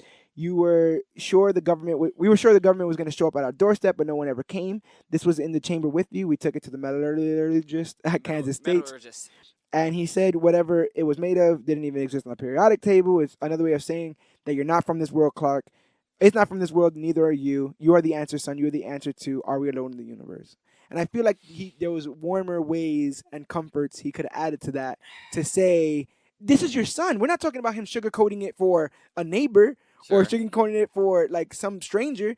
You raised this child. Like, you got to think of what's going on in his head when he says this. And you can see Clark act like a child because he says, I don't want to be the answer to are we alone in the universe? And why would he be after all that he's been told? How scary must it be for a 13-year-old who doesn't understand what's going on around him? And John should be comforting his son in that moment, but instead he piles more on him. I don't blame you, son. It'd be a huge burden for anyone to bear. That should have been it. But you're not just anyone. 13-year-old kid now. Clark. But that's also important to teach him because at that point in his life, a child is going to be impulsive. He is.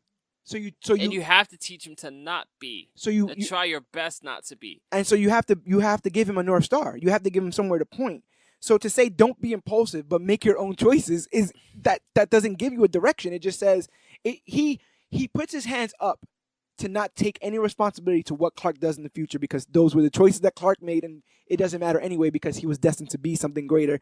There's a disconnect he's having with this kid here where he's like, where, like I said, he says, it's a huge burden for anyone to bear, but you're not anyone. We're anyone. You're not anyone. You understand? And so I have to believe that you were sent here for a reason. All the changes that you're going through, one day you're going to think of them as a blessing. One day you're going to think of them as a blessing. What if tomorrow he thinks of them as a blessing? Because he says when you do, when that day comes, you're going to have to make a choice of whether to stand proud in front of the human race or not. Do you not think that he felt like his skills would have been a blessing in that tornado? Would that not have been a moment where he was like, I finally know why I have these powers. I can save my father. And so he would have made a choice there, but that choice is robbed of him because John Kent says, no, you're meant for great things, and one day you're going to decide to do great things. But as long as I'm alive, you won't do those things. And it frustrates me because when he says that, when he says you're going to have to make a choice whether to stand in front of the human race or not, my heart literally breaks because Clark Kent says, can I just keep pretending to be your son? Like I said earlier. And I feel like this is a child. This is a 13-year-old child. Yes, he's an alien, all this other stuff. But he didn't get that cool USB tutorial on Earth like he did in that first Superman movie where it's like, and then Cisco came and the thong song played for 52 weeks. It was number one. He didn't get any of that. It's a child asking for sanctuary from his burden, a sanctuary from his destiny, which is a destiny placed on him by the most respected and loved person that he knows. You understand? It's like when you're dealing with a bully at school and you ask if you could stay home instead of facing them again. A true parent, I feel like, would listen to your cries and look deep inside your heart to find out what it is that you're really scared of. And then they should comfort you with definitive words of encouragement. You don't worry. This is not the end. This is not the worst. This is not the... I don't feel like you ever get that from him. You get like a wishy-washy, do what you want kind of thing. And I get that JorEl is the main father that wanted him to choose because that's why he blew up the Genesis chamber and do that Kryptonian hanky-panky. But John should know that kids choose their role in life better when they believe that they can be whatever they want, right? That's the whole idea behind telling your kid you can be president, is the idea that when they feel like the world is open to them, they have more choices and they're more happier to make choices. If I tell my kid, you're Hispanic and you're from Brooklyn, so there's only two things you're going to be, he's going to try to do his best to be the best at those two things because he feels pigeonholed. Without the choice of being in the front of everybody and helping everybody, Clark just keeps his hands behind his back. And again, seems sad to save people because he can't connect with them. He's not allowed to, after saving them, being like, that sucks, but you'll be okay. And yeah, your house blew away in that tornado, but you'll be fine. He has to run away. He has to run in the opposite direction.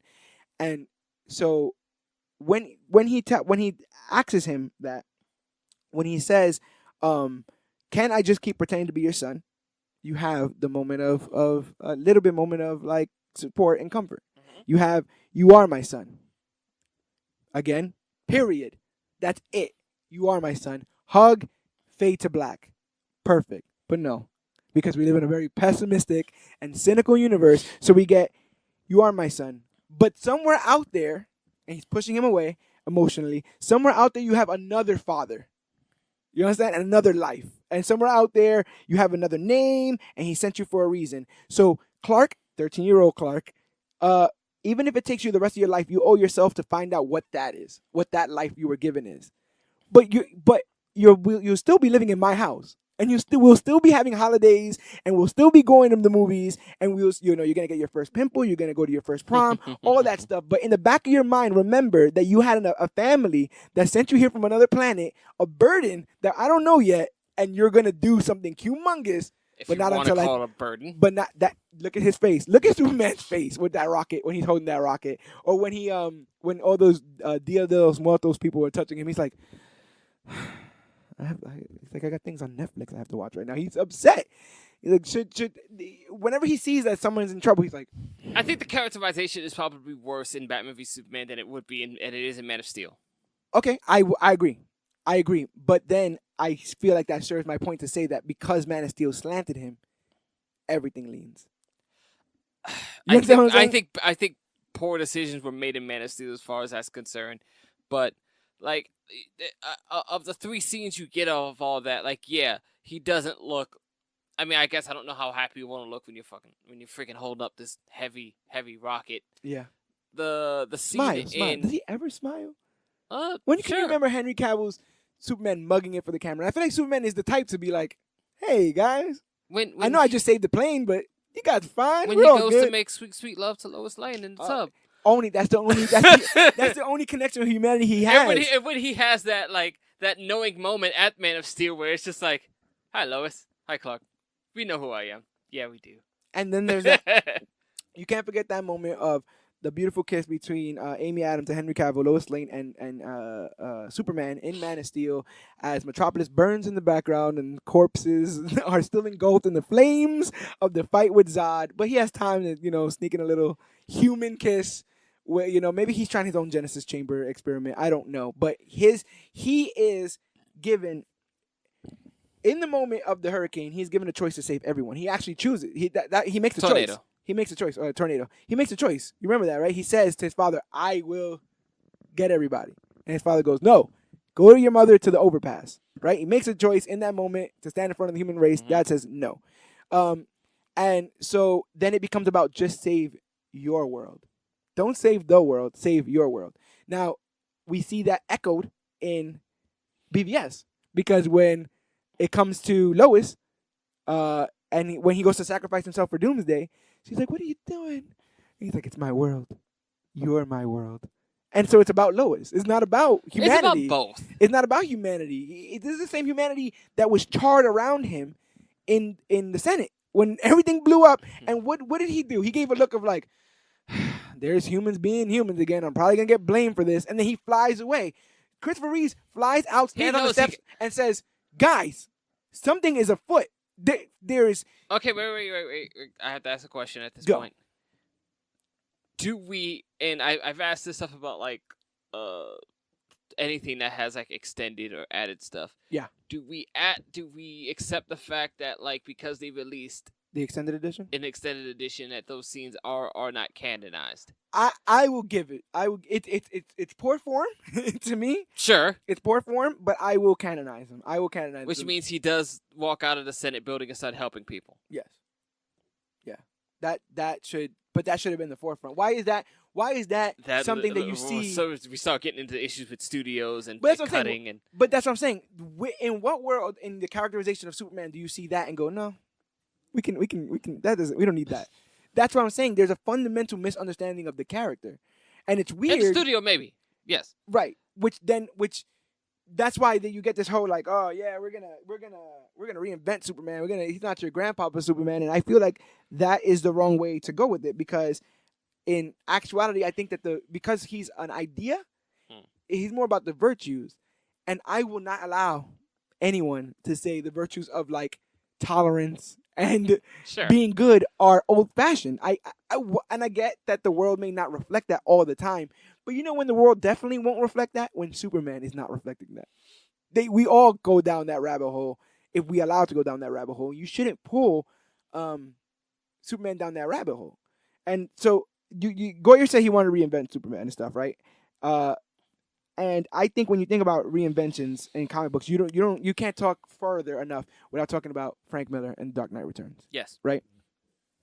I feel like The Dark Knight Returns, though, is almost a natural progression of where that character would go. For Batman? Yes. Okay. And we're given, 30 years or 20 some odd years of inactivity?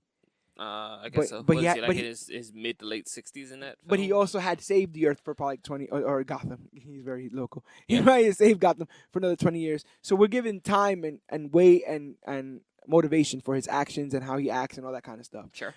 And so we see that Batman is displaying traits in The Dark Knight Returns, but they're traits that he displayed throughout his entire continuity, except probably not to that extreme. Right. And even in that interpretation, Clark's conviction is undying, right? Even in that interpretation, he is like, there's a right and a wrong, and you're not doing what's right. You could say that, even though I don't care for the depiction of him as this, right. Government stooge. Not a fan either.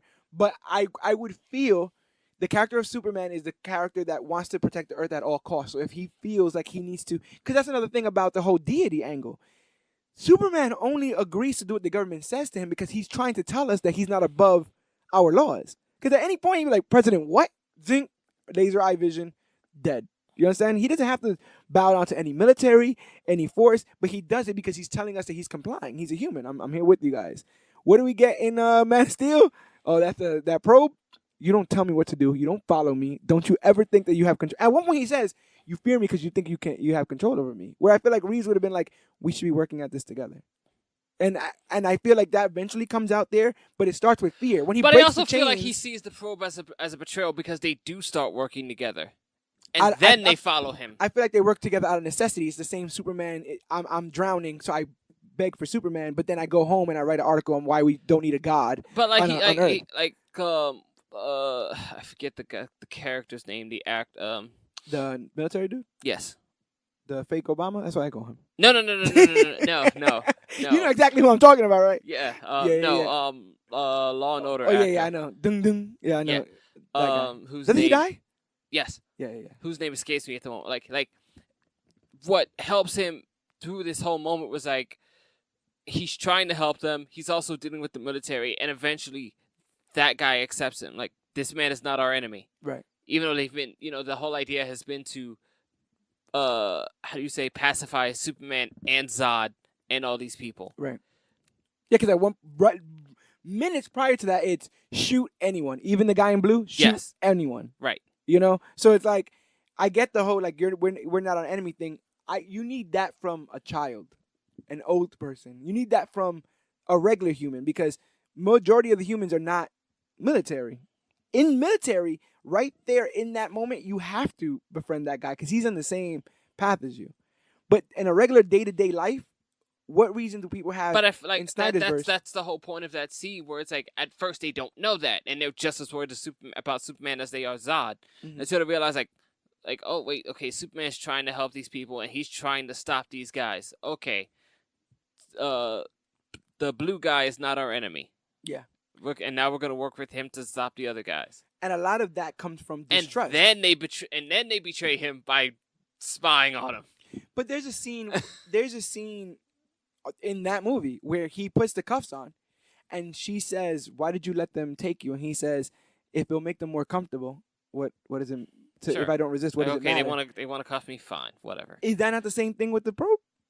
No. Like if it makes them more, what do I have to hide? If it makes them more comfortable, what does it matter? It can't get into the Fortress of Solitude. They made the choice to cuff me. I was just like, if you think this, because they know it's not going to work, and they made the choice to follow him. They know the cuffs aren't going to work. I feel like regular Superman just They've lets it rock. already see what he can do, and it was just like, regular you Superman. want to put your cuffs on me? Fine. Regular Superman flies into the sky all the way, like how they did in Green Lantern, where he flew too high, and then the whole thing malfunctioned or something. But blowing it up, laying it at your feet, and going, "Don't." That's the same like, you see that symbol in the sky? Don't go to it. The bat is dead. It's like, what? Clark! And that's why I feel like you start playing around with the most straight and narrow character and start trying to give him all this nuance of humanity, and you forget that there's also really, really good parts of humanity. There's also really, really altruistic parts of humanity. At that time, if we're talking about BVS, he also sees Batman as the bad part of humanity because he's branding people. Yeah, definitely. And the people he's branding are dying in prison because of it. Right. But he also doesn't see Lex Luthor as being a bad part of humanity. He doesn't know him yet. But that guy is getting space rocks. You understand? To kill him. He doesn't know that yet. He's building Doomsday in his basement. He's not aware of Lex Luthor yet until he kidnaps his mother, and then that becomes a whole thing. He's got to use those superhuman. Because Luthor is operating in the shadows and manipulating everyone. Yeah, you have to use those super senses, Clark, and then you would hear the electricity that Doomsday is generating in his birth or whatever. But we're neither here nor there. But he hears a bunch of things. I feel like if you want to do the jaded Superman story, which there is a jaded Superman story, and it's actually pretty damn popular. Oh, here we go. It's called Injustice. All right? And it's popular because, very similar to Sacred Empire, which is a jaded Captain America story, sort of, kind of, if they would have went through it, all the way that they were supposed to. Sure. Retconning it. I feel like you get the jaded Superman because I feel, again, that he becomes cynical, and as I believe, cynicism is born from trauma. So he gets that cynicism when Lois dies, and when Metropolis is exploded, he feels that he never wants to be put in that position again. He never wants to get put in a position where someone could trick him or use people against him, and where he and humanity falters, and it costs the lives of millions of people. So in that trauma that he feels like he never wants to have again, he becomes a totalitarian. But ultimately, it's to serve the same purpose of protecting the earth at all costs. He just puts himself on top. But because of that trauma. And Batman is also a prime example of this cynicism being born from trauma. He has backup plans for his backup plans because he thinks that no matter what happens, something bad is going to happen. And he needs to be that. He needs to be that because he was born from trauma. His parents were killed, and he'll be damned if that ever happens, not only to him, but to anyone ever again. To the point where he sets up a global surveillance system. Yes. You see, and that's what works. That's what I'm all about, baby. See, the trauma of killing his parents caused him to never want to live in fear of similar events ever again. And so he cocoons himself in armor, gadgets, and backup plans for backup plans. Things like Brother Eye in OMAC. Things like his contingency plans in Tower of Babel. Things like his Bat Drone army in Kingdom Come. They show that he cannot truly believe in the individual to do good. He has to blanket all of society as something because he can't take the chance. He has to say that all society is corruptible. And that's what allows him to be armored against that society when it does become corruptible. Where I feel like Superman is an idealist. He believes that reality around us is crafted by our ability to change our perspective. That the world is good if we all say it's good and all act like it's good, then it will. Like, you know what I'm saying? Like, if you act like it, then it will be. If you act like it's not, then it won't be. And I feel like this characterization acts like it's not because he was told it's not. And so if Superman doesn't believe that this world is, I think Superman does. I think the Superman from the movies does believe it, but he's also struggling with everyone telling him that he either shouldn't, or that he should answer to them, or that he's wrong for being. Right. You know. Where's his conviction? His conviction should come from his parents. Does it have to? I think that if you're telling a quote unquote in real life story, that's where conviction comes from. It comes from your parents. I think your parents teach you what fear is and how to handle fear. I think when you run up to them and say, "There's a monster in my closet, Mom, Dad, or Uncle, whoever you live with, whoever raised you, whoever knows you," they should then comfort you out of that. What if you go, "There's a monster in my closet," and your dad goes, "Well, there's monsters everywhere, son." Then you go, "Well, what?" And you know what? Sometimes the monsters don't stop when you're a kid. There's monsters out there. There's rapists. There's murderers. There's people who will steal. There's people who will call you bad names and treat people different because of their color or their ethnicity or because of their sexuality. Are those not true? Those are true, but do you tell that to your son? No, you tell him. You do tell him when he has the power to crush the steel. But you you need to make sure he doesn't use those powers. How do you say, either selfishly or without bound? You put the sprinkles of cynicism on an ice cream of idealism, though. And I feel like we never got served the ice cream. I feel like he never got the there should be why are people like this? Well, they're not all like this, Clark. And we don't get that. And one thing that I thought could be a saving grace in the characterization, and this would even save Pa Kent. I think all the things that he expresses to Clark, he should express to Martha. And we should hear them have this conversation with his superhearing. I think all the random, he had to have been born for something greater. Sure. You understand? We can't let him be found this way. I know he just saved that bus of kids, but we can't let him say things that you wouldn't say to your son because you're saying it to the other biggest confidant you have in your life, your wife, your partner, the person that's going to help you guide this small being, alien or human, regardless, to the right path. You have those conversations in closed doors and hushed tones where you say, "I'm worried about the future of our son." You don't tell your son, "I'm worried about your future." You understand? Because then he worries about his future, and now we have two people worried about their future, and one is going to just not act because of that fear. I think that Pa Kent is a little selfish in that moment because he doesn't know how things are gonna roll out, but he knows for a fact how things are gonna roll out if he just shuts his mouth. You know what I'm saying? I get that you're gay, but can you just not be gay? Because then we don't have to worry about Thanksgiving. We did that in X-Men. Yeah, we don't have to worry about you at Thanksgiving. Because if you're gay at Thanksgiving, I have to answer for stuff. If you're gay at Thanksgiving, people might treat you bad. Right. And so I don't want to have to deal with that. And I feel like we get that with Superman. It's like, don't be you. I know who you are, kind of. I hope you spend the rest of your life finding out. But I know who you are. You know who you are. Mom knows who you are. No one else needs to know, because if they find out, they're going to treat you like hell. And again, he points to an example. Pete Ross's mom is scared of you because you saved people. Don't do that. And I feel like, what are you doing to that child? That poor. It doesn't even become a case of comic books anymore. You are traumatizing that poor little boy, that poor little Clark Kent. And I would have loved for that conversation to happen, because again, I do think it is a natural inclination to fear for the safety of your child. That is natural as hell. To express those fears directly to your child, I don't know if that's the same. I think like you don't, at 13, you don't go, and some girl's gonna take all your money one day, and and cheat on you. Could that happen? Do you fear that? Yeah. Or you're gonna get really bad into drugs, or you have educated conversations where you remind them that no matter what they're loved, where you remind them that no matter what they're part of this family, and then you remind them that in this family we do, at least I feel like we have a little bit of this in mind, in this family we do the right thing. In this family we, it's not always the easiest thing, but we do the right thing. And it doesn't matter, and this is beautifully put in a much more optimistic movie, Wonder Woman, where she says it doesn't matter what people deserve, it matters what's right and what's wrong. I don't save people because they deserve to be saved. I just save people because it's the right thing to do. And that's Superman's mantra. Why? But he's always saving people because it's the right thing to do, even if his father doesn't seem to outwardly express that. But what is that? What kind of conflict does that cause in one's head when your entire life has told you that the right things are the wrong things and the wrong things are the right things? They're not the wrong things. They're just, you need to curb it by not doing them at all. There's no curbing. He doesn't want to save. You don't lift a bus. He doesn't want Clark. He doesn't want Clark to save. You don't get seen lifting a bus. But what I'm saying, he doesn't want Clark to save some people and not all of them. He wants him to save none of them. Should the kids have drowned? Maybe. Like death. We're not talking about a natural injury. situation have taken place? Maybe. But I get why that is a difficult thing to answer. But what is a natural situation when he is naturally on that bus and has a natural ability to save them? He could also know how to swim.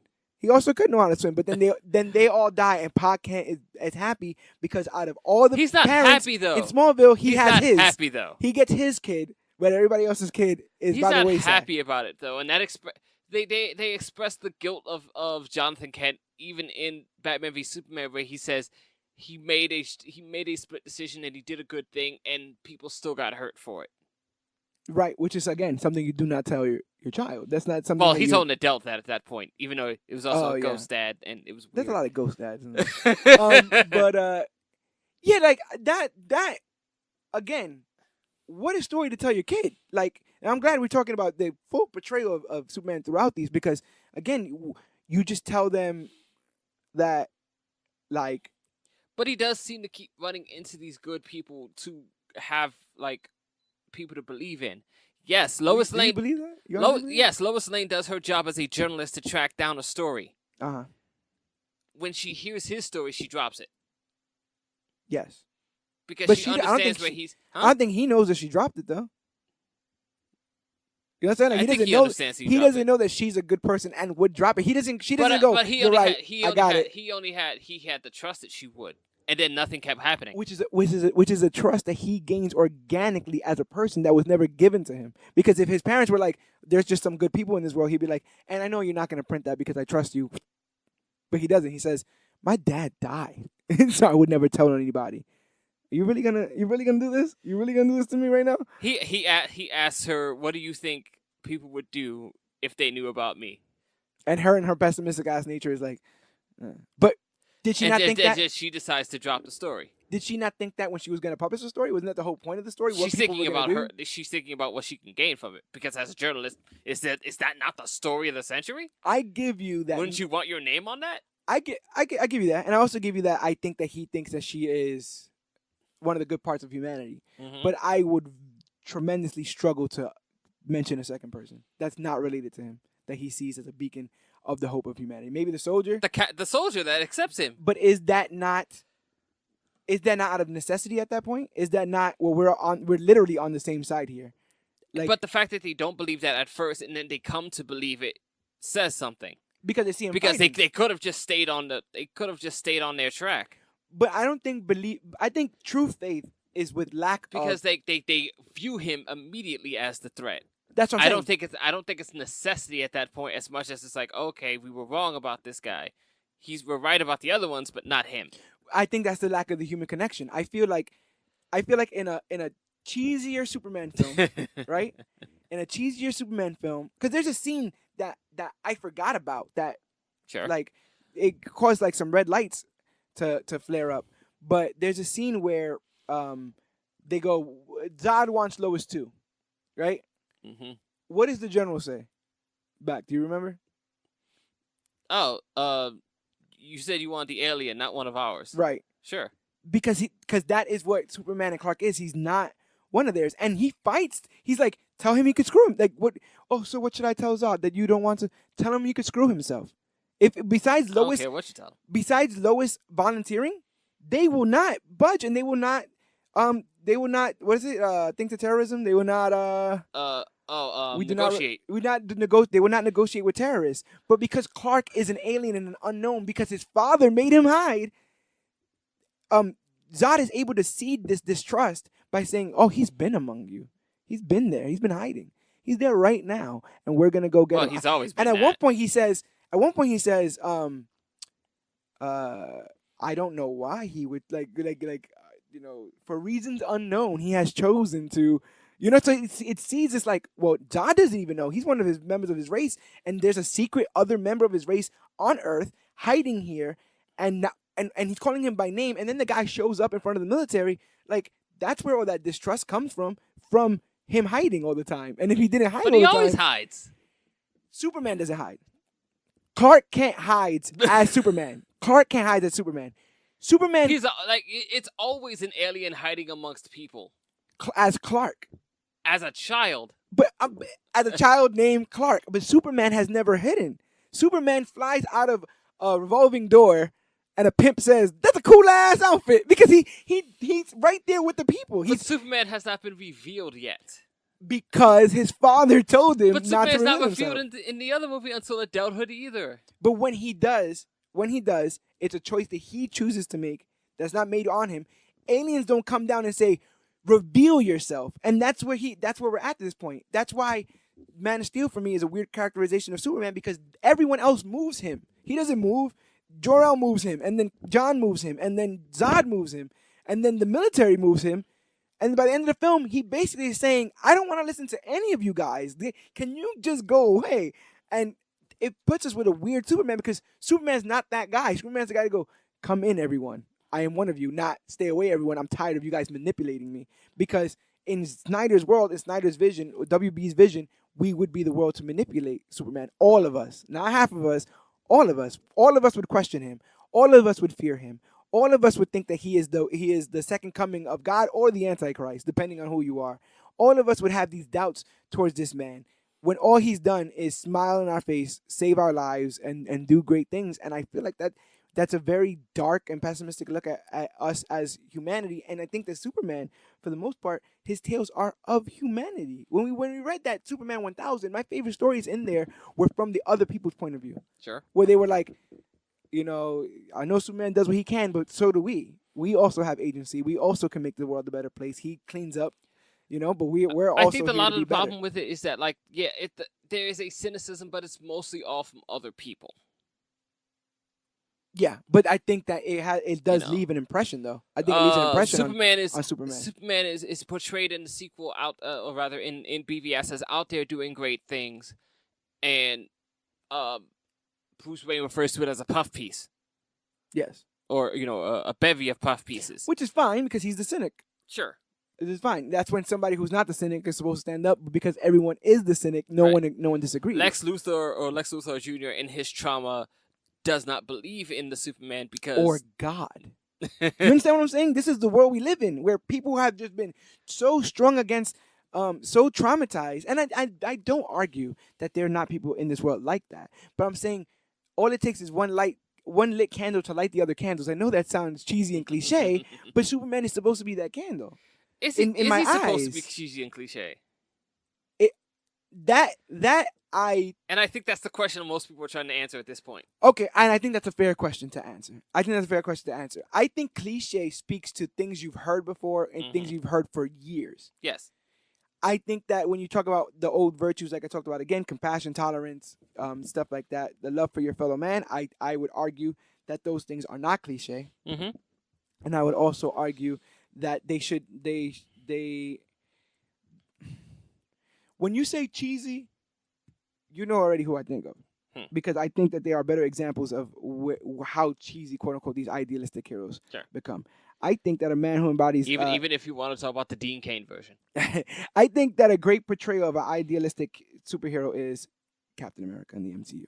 Sure. I think Chris Evans' as Captain America in the MCU is an idealist, and I think that the truth of the atrocities of America stare him in the face every day. Sure. Every day. But and Winter Soldier proved that not all men are just or truthful, but he doesn't waver in his beliefs. And those beliefs were taught to him before he became Captain America. And even Civil War proves that Captain America is not always just and truthful.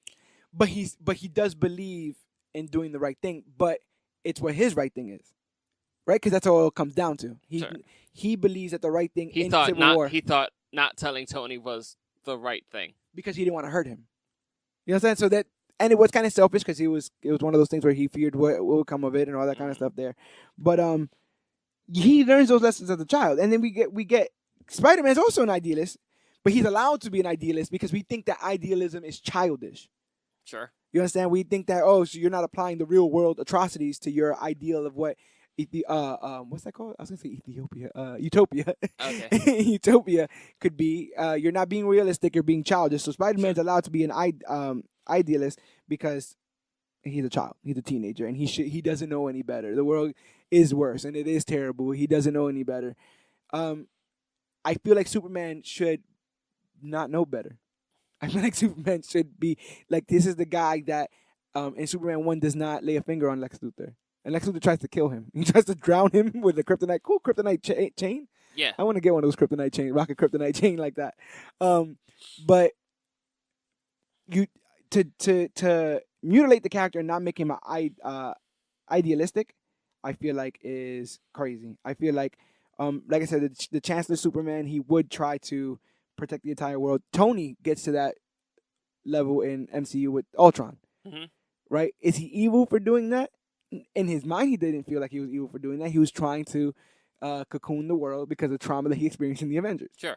And so you create these cynics that have backup plans against backup plans. But with those cynics, you need Captain America to be there and go, the world isn't...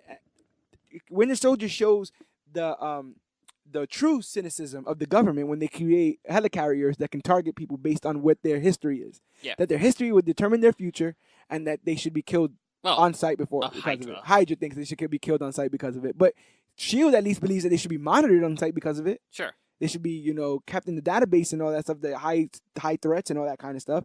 And Captain America says that's not freedom. But back to the movie, like, I feel like I've always seen it as like Superman is very much doing his best to be that ideal, and the story is Superman trying to be that whilst dealing with a world that still is coming to term with it. I dig that. And maybe or maybe not Justice League or whatever is supposed to be that beacon. Yeah. Because despite the fact that I do think Batman v Superman makes mistakes, if Yogi was here, he'd string me up. He's a bigger defender of that movie than I am. I think it does great things and does really bad things. Okay. The idea has to be he shows up, we're iffy about him. Batman v Superman is we are voicing our issues with it, but we're not completely against it. We also built a statue to him and, whatnot. Which is very weird. Sure. Like clashing. He's saving us. We got Neil deGrasse Tyson to come in and voice his science opinion about it. And when you get to Justice League, he's more human than all of us. The idea at the end of Batman v Superman has to be that we accept him now because of the great sacrifice. That was made because of his existence. Because of Doomsday. Which was created because of his existence. You understand what Created I'm by saying? a cynical freaking like little like crazy person. Who saw him exist as an alien. You know what I'm saying? Like, this is where BVS Batman has his crux because he exists. Sure. He threatens his And because beliefs. he lost people Right, because of and the cynicism, the the Zod trauma, fight. yeah, the cynicism, the trauma. We've always been criminals, Alfred. There's no hope there. It's all dead. And that's the world that they choose to show us. That's the world that we choose to But live in. Like, and you made a point. You made a point to like the your issue with the direction of Batman v Superman in that it assumed you knew too much because it gave you a 40-year-old Batman, and it's just like oh, you see that Robin costume? Yeah, that means he's dead. Yeah. If you haven't figured that out, like we did a thing, and Right. we're moving on. Okay. Yeah, You and know. that's it. And we're supposed to just assume the traumas that he's faced, the atrocities that he's faced, to turn them into the man he Turn is. him into this cynical, angry person that sees an alien in the sky, and that, you know, because of this battle that took place in Metropolis, he is a bad person. And I get that he's not relatable. Oh, that Batman's more relatable And also because he had a bad dream. Batman does have Batman experiences trauma. We experience trauma. Batman cocoons himself and makes himself cool and untouchable, and we wish to do the same. I see that, but I feel like the reason why the character of Superman is timeless is because of the idea of good people doing good things, and I feel like that's timeless. I feel like that is in mythos, like Greek myths and all that kind of stuff there. Wouldn't you say in Batman v Superman he is still a good person doing good things? I would say he's a good person doing good things. I wish he enjoyed it more. I wish he enjoyed doing good things, and it's not a good thing. It'd be like the person who doesn't want to get fired at the animal shelter. Sure. You're doing good things for good people, animals, but it's because you don't want to lose your job, your paid job. You'd be out of a job, as opposed to the person who founds the shelter because he knows that animals are in need and wants to get that. So it's like the cheesiness of Superman is encompassed in what? True justice in the American way, right? And it's not the American way so much now, but it is what it is. But the American way that he fights for, in my idea, is the values that the very American Kents, the small town American Kents, who have this idealistic apple pie, white picket fence idea of what America is, they taught him about what the backbone of this country is supposed to be, as idealistic as that sounds. They paint a picture of what the best of America could be, which is the American dream. And what is that dream? That any hardworking person could come here. Any refugee, like Superman is, that's his eternal characterization. He's a refugee. He's from somewhere else. But we allow him to be here because the American dream is any hardworking person can come here, be an American, and thrive in society. And that the world changes, and it will always change, but those virtues are supposed to stay the same. That we become better because we can, and because we have the right to, and that Superman believes humanity can be better as well. He's for the people, and he's of the people. He's among us, loving us for our faults, but congratulating us on every step that we make towards being a better society. And I don't feel that Man of Steel was that guy. I feel like Man of Steel was the guy that was above us, going, I'm waiting on any minute for you guys to reach my level of godness, of perfectness. And he does not. I feel like, especially, like, even the characterization of Jesus, like, Jesus washes people's feet. Like, you have to be at the ground level, Cart. You understand? Like, you have to be these one-on-one interactions. Like I said again, it's what characterizes this character, and the needs of the many outweighing the needs of the few. For Superman, but he is it's at like, the ground level. Man, he is at the ground level at the end of the film where he gets it. You're mixing up ground level and ground zero. Those are two different things. Those are two different things, brother. I'm talking about when he decides to become a reporter and work amongst the people, and use being a reporter at 33 though. You understand? Like, come on, like, you got put in that position after everyone's been telling you not to do anything, causing this inactivity. Like I said, that John Kent enforces on you. Then you make a decision to join the Daily Planet, but then you're spending more time in Gotham or doing other things. They're constantly yelling at him, Perry, because he doesn't know what he wants to do. He doesn't know if he should be a Superman. He goes to his mother in BVS. I was like, what straight up, what did I say with John? That you have to do you have to tell him a direct answer to what they should do, or at least how you feel in your opinion what they should do. And what does Mom tell him? Do everything or do nothing, whatever. Which is the same. You're putting him in the same position he was with his father, which is you're meant for great things. Do whatever you want to do. Which is like, I don't. There's no comfort there. There's no comfort with family there. But I like the fact that it is still definitively his choice. But does she not have an idea of what he should do as a parent? As a parent, she just wants him to be happy. It Shouldn't- does not care if his happiness is being Superman or being Clark Kent. I feel like 13-year-old Clark's happiness rests in his ability to help people. I think oil rig Clark's happiness rests in his ability to help people. I think that had he been encouraged to do those things as a kid, when reached with that same moral dilemma in BVS, he would be told, Clark, this is just who you are. This is innately who you are. I could tell you to choose between saving people and not saving people, but we know what choice you're gonna make because Sure, but as a parent, when you. you're making that decision and people are still railing against you, I can see why you would also say to your child, like, look, if this is making you unhappy, then you don't have to be this person. But I think it is making him unhappy because he's not happy doing these things because he. I think was he's not told- happy. I think he's not happy being criticized for doing them. But before he was even Especially when it comes to the concept of like Superman is now operating in solving borders across across the globe. Yeah, I feel like before he was even found out to be Superman, though, he wasn't really cheery with that oil rig stuff. He wasn't cheery with the bus stuff. No, he he's not does it, cheery. He does it and he hangs his head because he knows that every time he does it, it's a risk for him to come out and a risk for the baddies to get him. The guys in the white coats, all that stuff. The boogeyman that John Kent put in his closet. And that's traumatic to be like, John Kent's gone. He's off this earth. And the compulsion to be a good man comes through so often that he finds himself saving innocence time and time again, despite what he was told, and then feeling bad about it. Is that the Superman I want to watch for 3 hours? The guy who doubts whether or not he should do something good? As long as in the end he decides to just be that person, yes. What if in the end he dies? Huh? What if in the end he dies? Well, that's a different movie. Do you understand what I'm talking about? But that's the movie. franchise I'm being sold. This is the universe I'm being given, and I feel like. But you were given a movie that where he does come out and decides I'm going to be this person. I'm going to be this hero, and he does. Is he rusty? Is it difficult? Sure, but fighting a god through a city would be. Yeah, I agree.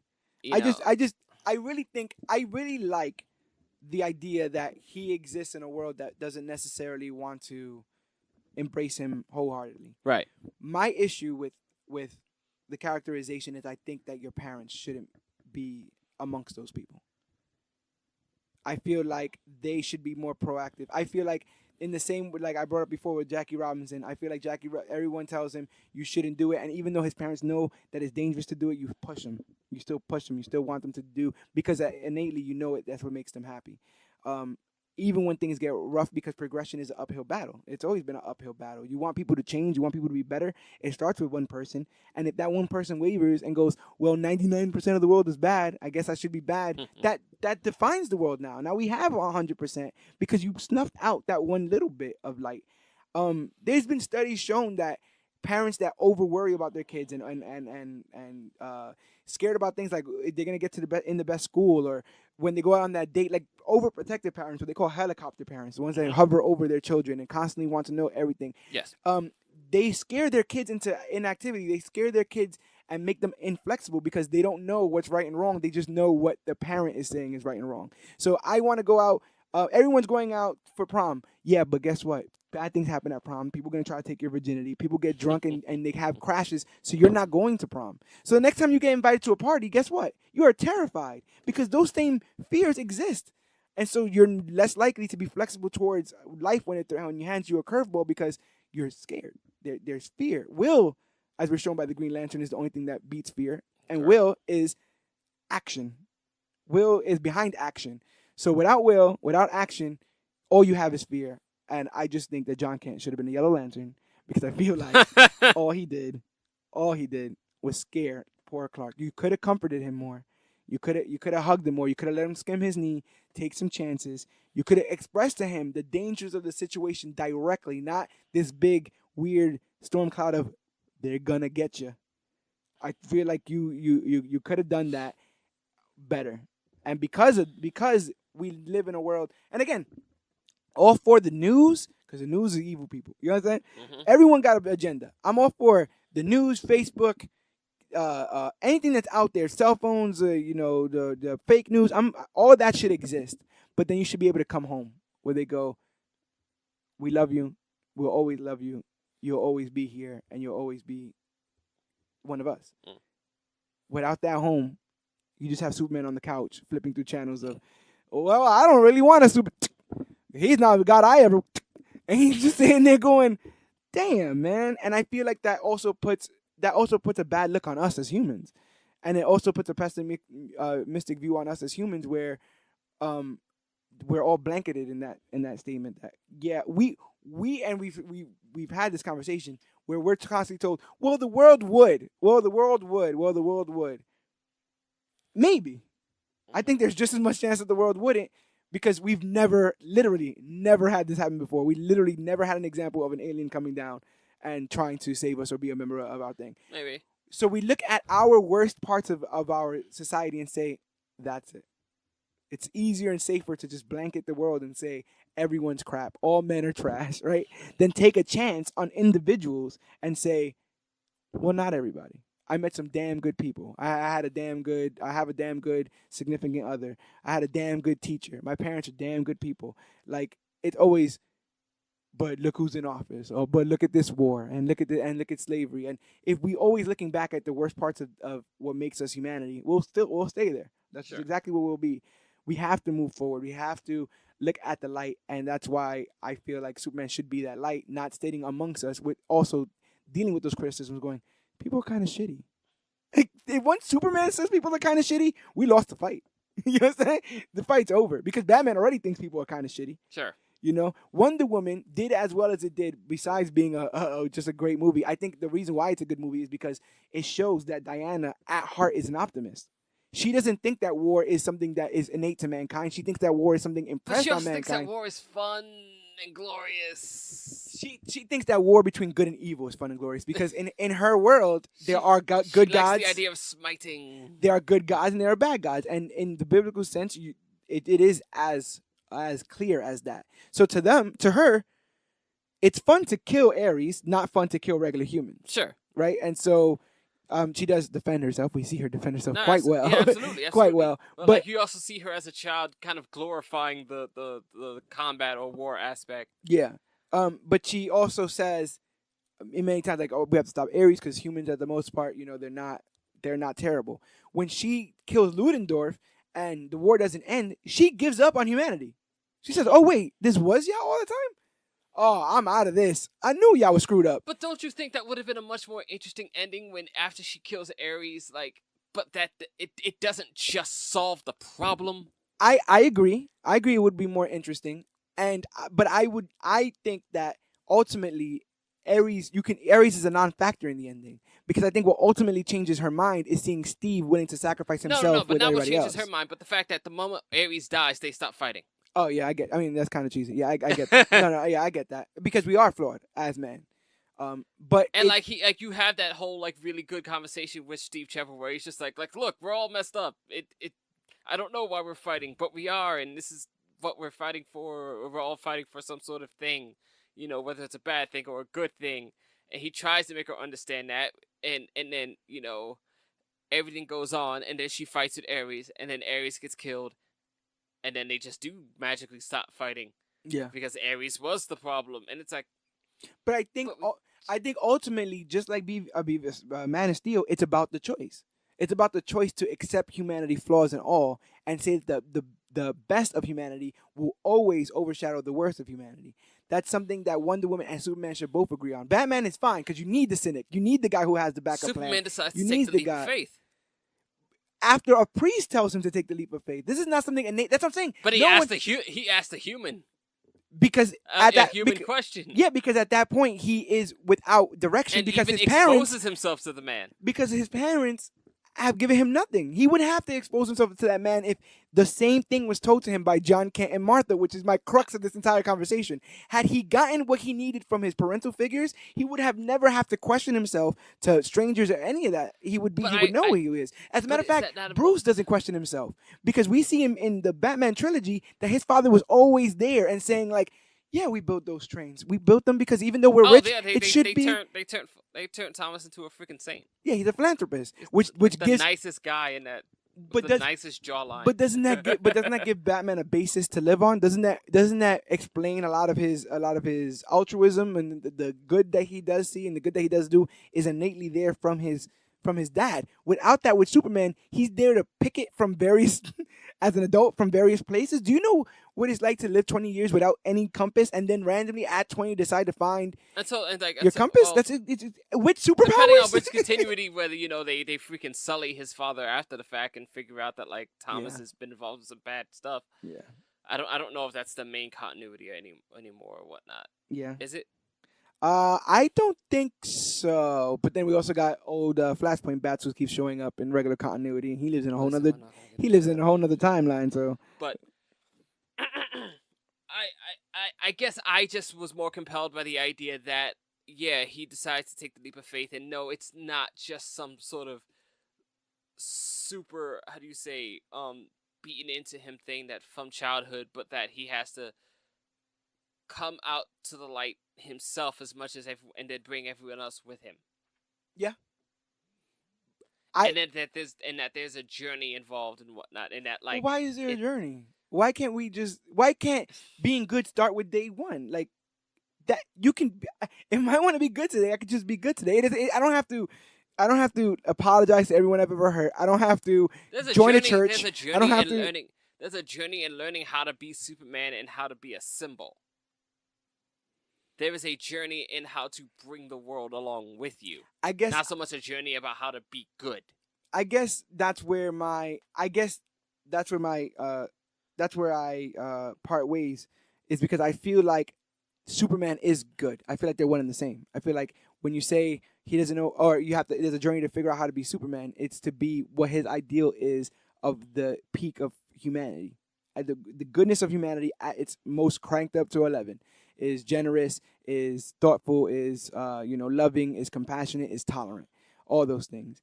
And so he just constantly tries to remind himself that if he wants to fit in here, and because he loves us and humans, that he wants to be the best human that he can be. And so that should be an adventure, not a journey. That should be, you know what I'm saying? That should be something that you wake up every morning to anticipate. Like, and today I'm going to save more people, and I'm going to make the world better today too. Not, there's a hurricane and, I got to go do that. And what? A fire in Mexico? Like, Damn, man. I gotta do that. I can't tell you much about that because that's like those are some of the things that I think weren't the best decisions to make in Batman v Superman, which is all problems or missteps that were taken after Man of Steel. Something that we can agree upon is a great moment in Man of Steel is the actual joy he realizes when he figures out how much he can fly. Yes. That adulation is something we can relate to, of the character that is quote unquote unrelatable. Right. Because we can all relate to joy and excitement and adventure. We pretend that we can't because we live in this cynical cloud of like, who needs adventure? You voted? Who needs, you Right. like that album? You like that movie? It's trash. It's whack. You did that? That's not cool. We're constantly pushing each other down. But in that moment, even as geeky as a 33-year-old man skipping across the Antarctic, we understand what it's like when you first do something that you always wanted to do or never thought you could, or given a chance to do, and find out you excel at. Right. There is that excitement. That is the relatability. When people argue that Superman is not relatable, there are parts of him that are more human than parts of some of these other heroes that are called relatable. I think Superman's unrelatability, if that's a word or not, lays at the feet of the studio. I think the idea that Superman's unrelatable is maybe once again hogwash. Yeah, I but haven't said also that once word again, today. the problem with Superman as a peripheral, where all you see is cape and strongman and laser beams and super everything, and you don't see the. Besides all that, he has the same things we all have. He's got a dog. He's got a girlfriend or a wife that kind of nags him sometimes. He's got a kid that misbehaves at times. He's got a job that he has to deal with and a boss that just stays on his neck. That's why I love that characterization of Superman in Rebirth issue 1, which we covered here as part of Major Issues, because it showed why he believes in the things he believes as he imparted it on his son. And guess what? Guess what?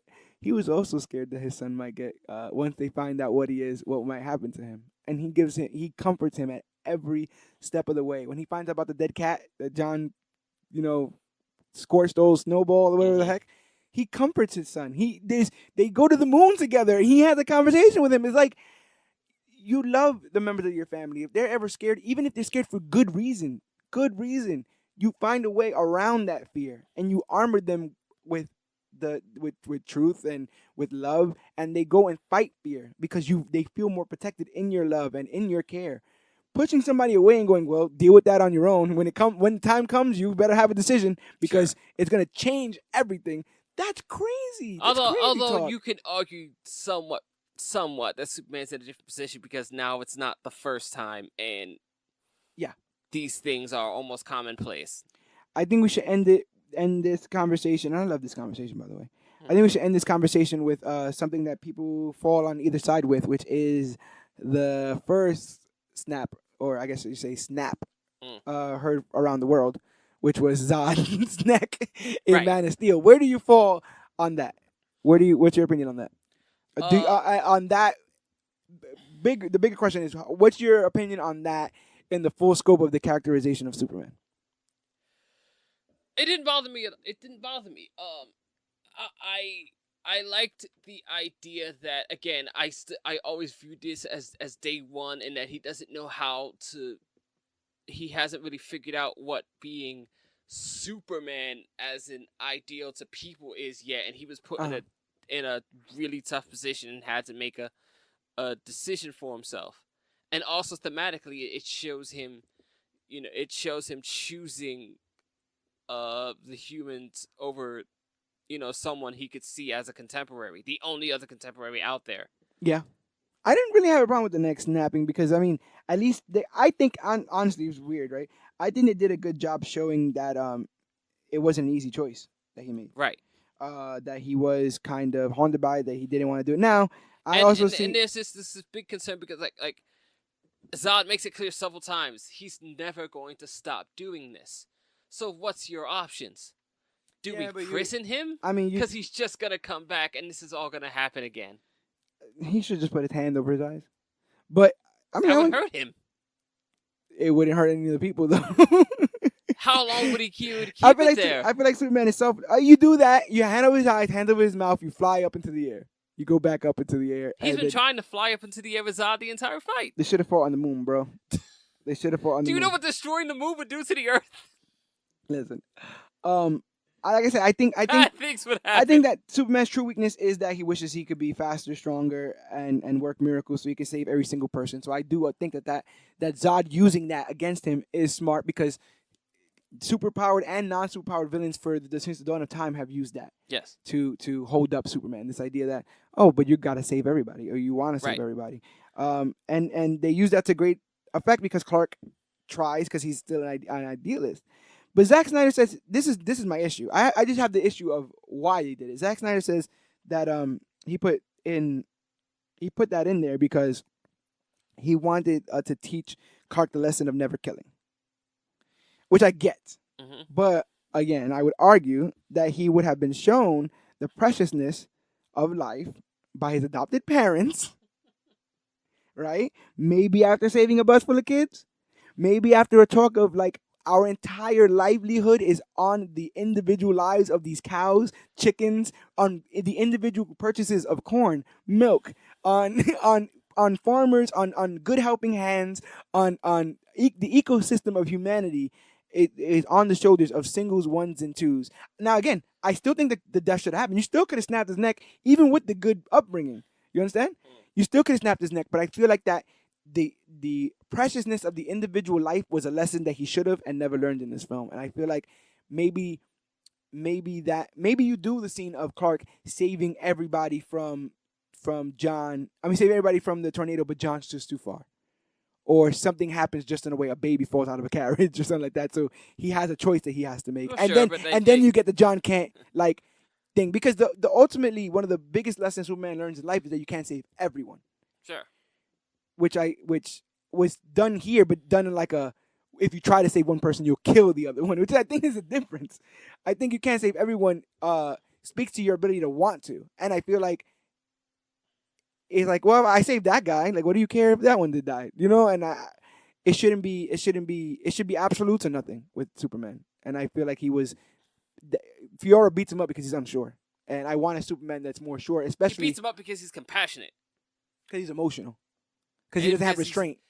He has to have restraint, or else he No, sends no, shockwaves to but the that's what I'm saying. town. I feel like he doesn't have restraint. I feel like he would have had more restraint. I feel like if he had more restraint, the fight would have went differently. And the only reason why people think he has restraint is because he doesn't know the limits in which he can do things. It's also the first fight he's probably ever been in. That's what I'm saying. So you don't know your level of restraint. You don't know. You don't know what's too much. You don't know what. And so I feel like you wouldn't be that emotional if you had a better. If you had a better. He'd be foundation. unsure of himself in a fight no matter what.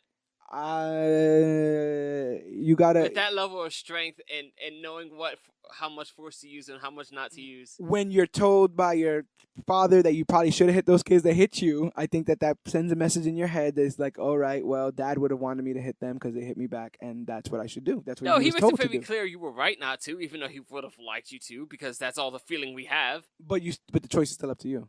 Sure. You understand? It's not what's right and what's wrong. Just do what you want to do. Superpowered boy, superpowered 13-year-old boy. Listen, I love Henry Cavill, and again, I will have to reiterate because we're getting to the end of this that I love Man of Steel. I like the film as a standalone Superman film. I do think that it gives us a different look, and I feel like that comic books thrives on the different looks at these very, very familiar tropes and very, very familiar heroes. I think that the medium lives and dies on people's interpretations. And so we need as many interpretations as possible. But I think when building the sandcastle that is the DCEU, I feel like building it on top of this universe with this Superman is problematic. And I think that the best parts of Superman were given to Wonder Woman, and that's why that film has outgrossed every other film. I feel like we had a chance to redeem Superman in Justice League, but we decided to do half the movie without him. I think that Justice League becomes a very different movie if he never died in BVS. It also gives him super face. Yeah. I think that if Justice League started and he was in the group, we have different advice to Flash. I don't know what to do. Don't worry. I'm right here. We got this. We got this together. He tells him save one person. Just one. And no, man, you understand? And then he goes to kill himself. Batman goes to commit suicide in Justice League, and they have to stop him. Aquaman and Wonder Woman are like, not today. And it's like, oh, Aquaman is Cyborg. And I'm like, but Superman's not on the team, so I can't blame them. Whoops, no Superman. But he just saw Superman just risk his life for the greater good, too. Which he wouldn't have to do if they were on the same page prior to that, which they wouldn't have to do. Well, they were on the same page fighting Doomsday. If he was out of necessity again. There's this thing killing everybody. Are we still going to fight each other, or are we going to fight this weird Godzilla, Super Mario elevator scene, Goomba thing? I feel like it shouldn't be out of necessity. He shouldn't want to save the world out of necessity. People shouldn't team up out of necessity. They should want to do it. It's the same thing like how the Avengers formed initially out of necessity, and then by the time you get to the end fight with Loki, it's like, nah, this is the right thing to do. Y'all all agree this is the right thing to do. Let's do it. Now, Phil Coulson had to die. Maybe they should have killed Perry White or something like that. I don't know. Maybe they shouldn't have saved Martha. You don't have that scene with that either. You understand? Because Superman would have talked to him. Because he wouldn't have thought that this guy feared him. He would have walked right up. He would have grabbed him by his scruff. He tried to talk to him. But you grab him by your scruff with super speed. You fly him 50 feet into the air, and you say, "We're gonna have this conversation here, or you're gonna have it on the ground. And when you're on the ground, I'll just hover over you and talk to you about it." Is that not the kind of like scary, threatening Superman you're really against? I didn't say the bat is dead. I didn't talk about people bleeding. It's the threat. But it's the threat with. It's the threat We're going with. to talk at the end of a gun. This is the threat with what you call it though. It's the threat with what's that word? Restraint. Because they don't even have to be a threat. It could just be Zod. Do I drop you? I'm saying it could just be Zod again. He could just snap his neck again and be like, open his shut case. He's been branding people for years. We're done. We're done here. And by the way, it's Bruce Wayne. But he's not trying to do that. He's not, but he's not trying to do anything. That's my problem with Superman. He tells him to stop. He goes, you got this all wrong, or something like that. He's saying he's doing the Pa Kent, and it's Pa Kent's fault. He's not getting he's not saying directly what he should. He's saying everything else around it. He's saying, Lex Luthor's behind all of this. How? You're not saying the direct things. You're not, and obviously Batman's in bloodlust. Machine guns just popped out. He pressed the button, and machine guns just popped out and started attacking you. He's obviously dead set on doing this. Are you really going to be the pacifist and at one point just take it? And and then he gets mad because he's emotional, Mhm. which he should never be, and we're in this fight. He takes 2 canisters to the face because he's emotional, because he's not paying attention. But see, I'm not gonna disagree with you on that part because I do think the initial Batman versus Superman whole thing was poorly done. But do you think that that's born from the sins of Man of Steel? No. I believe that this is the characterization is apt. I believe that Superman is that Superman. I feel like those 2 Supermans are the same. Supermans, super apostrophe, Jesus. something like that. But you guys let us know how you guys feel about it. There are some that's going to be firmly on my side, and some that's going to be firmly on GT's side. But the thing about the world and the thing about comic books at all is that we are allowed to make these varying opinions and try to do our best to justify them in this very fictitious world. But I guess it is real life because we are in Snyder Vision. We will be seeing what the DCEU does in the future. But I do think that if they want to go up on the right step, they want to start off on the right foot, as the saying goes, they absolutely need. I want to throw one question at you right at the end. Okay. Should we start over? Because we will always start over. There's Yeah. been 15 Superman. There will be more. Yes. Do we just get do we come back with a new actor one day and just say, Superman, he's been doing this for years. He's already married to Lois. This is our story. I think you can. I also think that Man of Steel has a problem because it's not in order. And I know that there's been tons of movies done out of sync. Yeah. Pulp Fiction is one of my favorites, and it's done out of sync. Sure. But I feel like Superman, the story of Superman, and more, the score of Hans Zimmer is something that builds. Sure. And so we should be seeing the ascension of this character, where we see ascension, stop, ascension, stop, ascension. And I think that again, about the overcomplication, I think that you should just tell a straight up Superman story, straight up as it is, but they're scared. They really do fear the hometown, small town story that is not relatable. And Amazon is not relatable. I was never raised to be an Amazon, but it becomes relatable when you show us that there's people that care about her in her world. When you show us that his Captain America's ideals are not silly and people take him dead serious, that lends it to them. If you don't believe in the character, no matter what you do to him on screen, no one's gonna believe in it. And look at John Carter. No one's talking about the great John Carter movies. You understand? Because there was no love behind that project. They just wanted to make money, and you can't get into that problem here with the DCEUs. One? Yeah, I didn't see it. you see what I'm talking about? So we need it. Superman deserves better. I have a question for you. Is Man of Steel the best characterization of Superman? It's my favorite. I don't know what Okay. the Sun is the best. Like, as a characterization, despite the movie not being great, like Superman Returns is a fine characterization of him.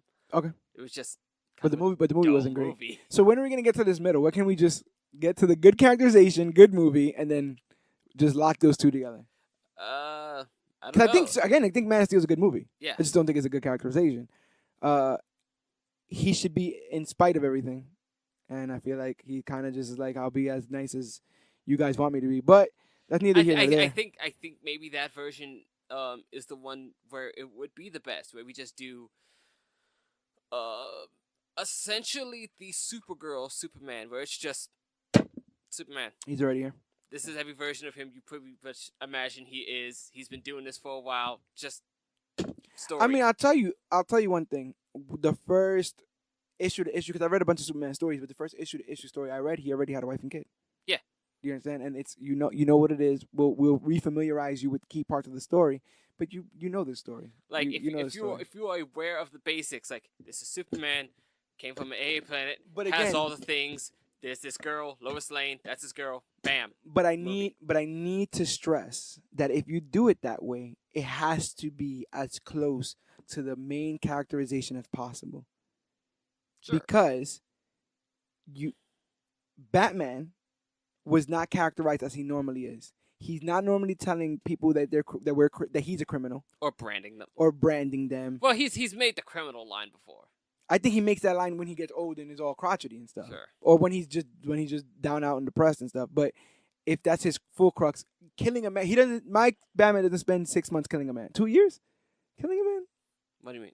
Like in BVS. planning to kill a man? Once he saw, Oh, planning to kill a Yeah. man. Yeah. he didn't spend 2 years planning to kill kill a man and then decide not to on a whim. But we were told that we know that Batman. Sure. And I feel like that's a failing of the characterization of that as well. And you're supposed to know what happened to him because we showed a Joker. I don't think that's good enough. Made a Joker reference to Robin. And so the same thing. But if it was a straight up and up Batman like 89, fine.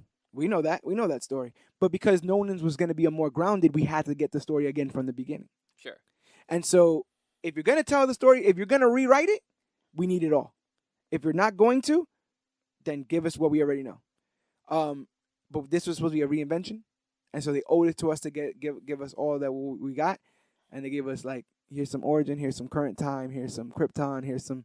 And I'm like, you gave me I ordered a sandwich and you gave me the parts separately and put them on different plates. And you're telling me that this sandwich is great. It's going to be tremendous. And it probably is. Probably going to kill, but, like, I think it could have been put together better. Sure. And I think that's all I got to say on the matter. But I love Superman. I hope you guys love Superman. I know Greg loves Superman. GT Rebirth is here to defend the Man of Steel. And I hope you guys have a bunch of opinions on the matter. Make sure that you make those opinions be known. And there's various ways. First of all, this is the second conversation about Superman me and GT Rebirth have had. We had a long discussion about the Man of Steel when his 1000th issue of Action Comics was released. So I think that you guys should go back and listen to that. I think it's like episode 20, I think. Maybe. It's around the 20s. Yeah.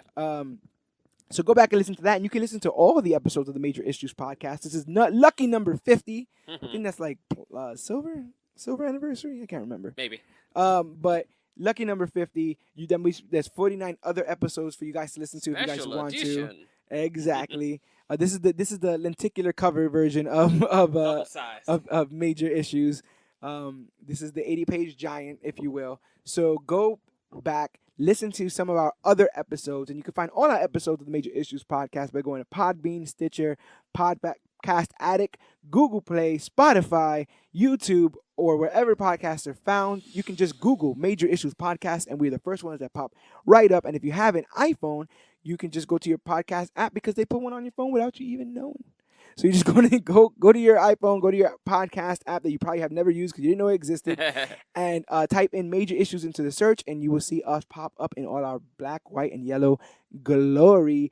But when it comes to contacting us, you have to contact us through our parent company, Comic Book Clique, because that's who brings you guys Major Issues every week. And you can reach us at facebook.com/comicbookclique, Instagram at Comic Book Clique, or use the hashtag Comic Book Clique to talk about the latest and greatest things to come to comic books and comic book media. You can follow Major Issues on Twitter at Major Issues CBC. We have revamped all of our social media, so we have a bigger social media presence than ever. Make sure you are sharing, subscribing, rate us on iTunes if you got a chance, because it gives us a chance to increase our audience and learn what you guys like, what you dislike, and how to grow as podcasters, which I cannot wait for the growth of 2019. We're going to be doing some big things as part of Major Issues and CBC. But how can they reach you? Some big things. Oh, yeah, you're in line. How can they reach you? You can reach me on Twitter at RebirthGT. At RebirthGT. That's my one Twitter account. It's the only one I use, and I am learning how to keep using it. I'm not a person who tends to post everything I think about online. Yeah. That's the whole thing. I'm trying to figure out what's too much at certain points, But you know, whenever I get a whole bunch of new books, sometimes I share how I feel about them on there. That makes a lot of sense. That makes a ton of sense. But let us know how you guys feel about us. Reach out, Facebook, Instagram, Twitter. There's a comment section under each podcast. Let us know what you guys think about Superman. What's your favorite Superman? What's your favorite Superman moment? What's your favorite Superman movie? What's your favorite Superman actor? Let us know. But my name is George Serrano, a.k.a. The Don. My name is Gregory Thomas, a.k.a. GT Rebirth. And this has been our Man of Steel dilemma. Man, was it a dilemma?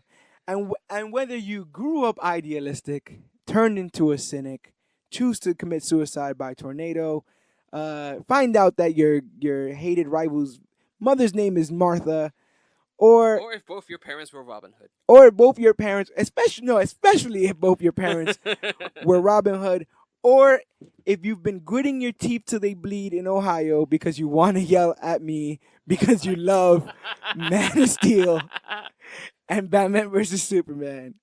We love you. And You a member of the clique, but most importantly, you, yes, you, are worthy.